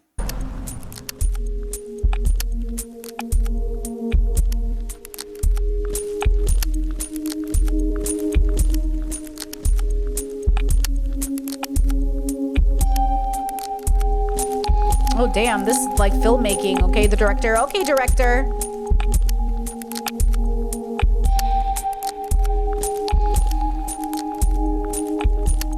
Where do you see yourself in 10 years? That's a scary question. I don't know. I've either figured out everything or I haven't, which would be bad if it's the latter. I don't think about it because I just assume I'm going to figure it out. Otherwise, I'd probably have a mental breakdown now. It's always interesting, I don't want to think about it, otherwise I'll have a mental breakdown, which is exactly why you should think about it. That's why introspection is so scary. That's why deconstruction is so scary, because like then you'd actually have to face it. You'd have to think about it. So people don't. They don't think about it. I want it to be as if I never existed. I wish I could do that. I wish I could make my life so that it never happened. Then what if you miss out on meeting your dream girl? So what? You never existed. Why would you care? And even if you do meet her, something bad could happen. She could die, or she could just dump you. So it's like, even if it does happen, it's not like, you know. You know, I have heard people say this, like, you know, I do think there is a group of people that think once they find their partner, their life is complete. So if they lose their partner, their life is ruined. This is why I say if my partner died, my life wouldn't be ruined. I would be devastated, but my life wouldn't be shattered because my life is more than my relationship. I've done my due diligence to build a life of meaning separate from my partner. If my parents died, if my siblings died, if I had a child and it died, like I am more than just one thing. And yes, it's devastating and it's hard and there's a mourning process and it's so difficult, but it's not me. Again, we have to be very careful with the identity here. So when he sits there and goes, so what if I find the perfect girl and she dies? Okay, yeah, that's how life goes. Someone's going to die first. Who's it going to be? Yeah, the love of your life will die. It's just a matter of when. Your kids will die. Sometimes you bury them. Sometimes they die, after you. That's what I'm saying. Like, we have to start as a society embracing and remembering that, yes, all of us will die. All your problems are solved. Wait, is his name Michael? Just that I really relate to Michael. Oh, is this Michael? I don't know why I thought his name was Kyle. Oops. Sorry. Directed, shot, and edited by Sarah Gardif. She's amazing. Gardef. Honestly, killed it, bro. She killed this. Now, so this is on her channel, but she has like no followers or anything, but honestly, killed it. This is like an amazing, that was really good. See, 18,000 views 2 years ago. Bro, this needs to have more views. I wonder how good her other stuff is. This was good. Ooh, Saving the World, a work in progress. Oh, interesting. Ooh, what's this one? Girl Trek? That looks good. Like Star Trek? But girls? We chose walking because Black people have a rich legacy of walking for change. We may need to watch this on Monday. Okay, we might need to watch this on Monday. I'm going to link this video in her channel. You guys can check it out. Okay, maybe we'll talk about this on Monday. That'd be kind of cool. Okay, they mean trek, like walking. I thought it was a Star Trek thing. Either way, we love it. Okay, actually, let me link the Sad Boys doc too. Somebody in the comment sections of this video said, I would love like a Where Are They Now? I would love that too. Like, where are they now? I would just love to know. And she's not replying to any of these comments, which says to me she's not active on this channel. You know what I mean? Maybe she doesn't even have access to this channel. Maybe she's not. Wow, it's got a lot of comments. They literally only talk about how they look. Yeah, this is so sad. I used to be very pretty, but never went out with good-looking guys. It's not important to me. Yeah, it's so interesting. I wish. It's almost like she posted and disappeared. Yeah, Chad said, I think she uploads her school projects. Oh, yeah, that makes sense, actually. Very interesting, but exactly my point I'm trying to make to come full circle, guys. There is nothing wrong with being shy. There's nothing wrong with being autistic. There's nothing wrong with being poorly dressed. There's nothing wrong with being a nerdy. There's nothing wrong with loving D&D. There's nothing wrong with a lot of things. But in combination with a lot of different things, it can be dangerous. In combination with an attitude, codependency, toxicity, unhealthy behavior, it can be bad. There is a toxicity to shyness, like there's a toxicity to masculinity.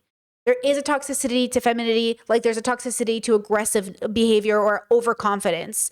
So it's not about, oh, I'm shy. I guess let's make sure that my personality or my perception of my life isn't causing more harm unnecessarily. I will work on what I have to work on. I hope you work what you have to work on, but we all have things to work on, right? And I never want you to think that I am like ever intending to be mean or ableist or anything.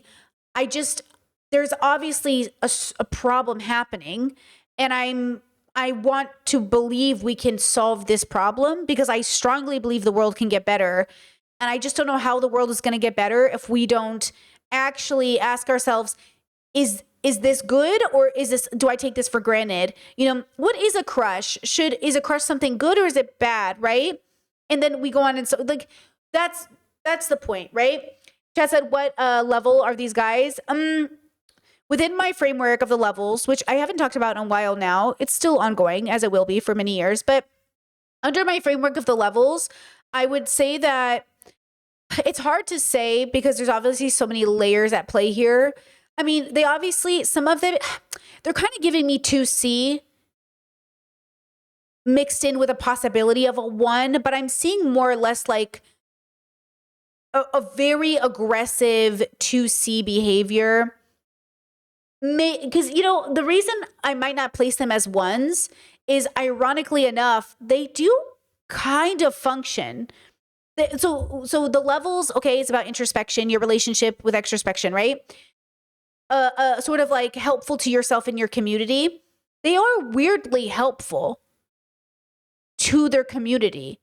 They form communities, they have websites, they have identities, they have game nights, they have like advice to give each other, they're laughing together, they are friends. There's something like weirdly helpful, but they're not helpful to themselves. Some of them have jobs, some don't, but like they're helpful to others, but not themselves. It's like weird, but they're only helpful to like these 5 people. So then it's like kind of funny. But like they're not completely giving me a 1, right? Chess says, what would a 1 in this bubble be in comparison? Like a Boogie was a really good example of a 1.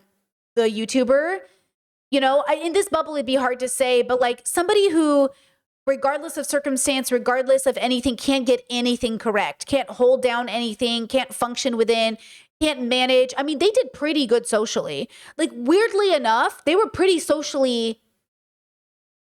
I mean, they know how to talk to a person. They were able to communicate. They were able to joke. They had banter. You know what I'm saying? Like these boys literally had banter. Do you know what I'm saying? Like they had something that I'm like, hello, hi, you obviously can be funny. So you just like, are you just like a bad attitude? You just have are you just a bad person? What is it? What's wrong with you? So again, it's just dependent. Like I would have to know more about them and kind of see where they are now, maybe. But yeah, it is interesting, you know. Chet said you also used to say Jerry from Rick and Morty was a 1. I did used to say Jerry from Rick and Morty was a 1. I haven't watched the new seasons, the last few seasons of Rick and Morty, but Jerry always gave 1 to me. He just like could not be helpful to himself or his community. Okay, and if you guys bring up the camping episode, one episode over a lifetime does not change anything. Okay? Everyone always goes, but what about the camping episode? What about it? What about it? Like, okay, we're talking about the whole of a person, the whole of your life, where you are and what's going on. Okay. Anyways, with that said, I know I've read a lot of books and I've watched a lot of things. So I also know a lot about bubbles that people don't know. So when I do talk, and I understand socially, if I had a degree, you guys would this is me being autistic, but you would jump to the conclusion that I must know what I'm talking about because you're going to assume I went to school to study something. But because I didn't go to school to study something, you're assuming I know as much as you do. And since you didn't know about it, I must know now about it. But you forget how much I live on the internet and I know about it. I don't always know about everything. But I promise you, when I talk and I go, do you guys see that TikTok? It means that I didn't just watch one TikTok. It means I usually watch like 10, 15 to 45 TikToks on the same topic because I thought it was interesting. It means that I spent a partial of my day, my partner coming into the living room and be like, what are you doing? I'm like, I just found a new bubble. I'm deep diving into it. I'm on my 8th video. You want to watch it with me? And like, I understand. And that's why I'm just trying to prove to you, I promise I don't pull this out of my ass. I see things that make me go, oh, interesting. Let me learn more about this. And I'm not an expert, but I'm not also lying to you. I promise. I'm not also making it up. I promise you I have a video. People do that to me sometimes where they'll be like, you said this thing, but you didn't pull it up on stream. So you must have lied. I'll go look for it. Hold on. But then when I show you guys the videos, some people go, not my audience, but haters will be like, why is she talking? Why doesn't she just get to the point? Because and that's why I say, I promise you. Okay. I hope this was fun. I hope you guys enjoyed it. We're going to move on to Love is Blind now. But if you have any questions, let me know, obviously. And then after I post this video, if people want to leave comments, they can do that too. But to the people who wrote me initially, you're not wrong for getting defensive, but I want you to pause on that defensiveness and think to yourself, does Brittany Simon, this content creator I watch, do I really believe she thinks being shy is evil? Or do I really think she must be talking about a very specific kind of weaponized shyness, like toxic masculinity, that is hurting people? Because when you get defensive, you sound like men who are like, women are making masculinity toxic. Toxicity, toxic, it's not toxic.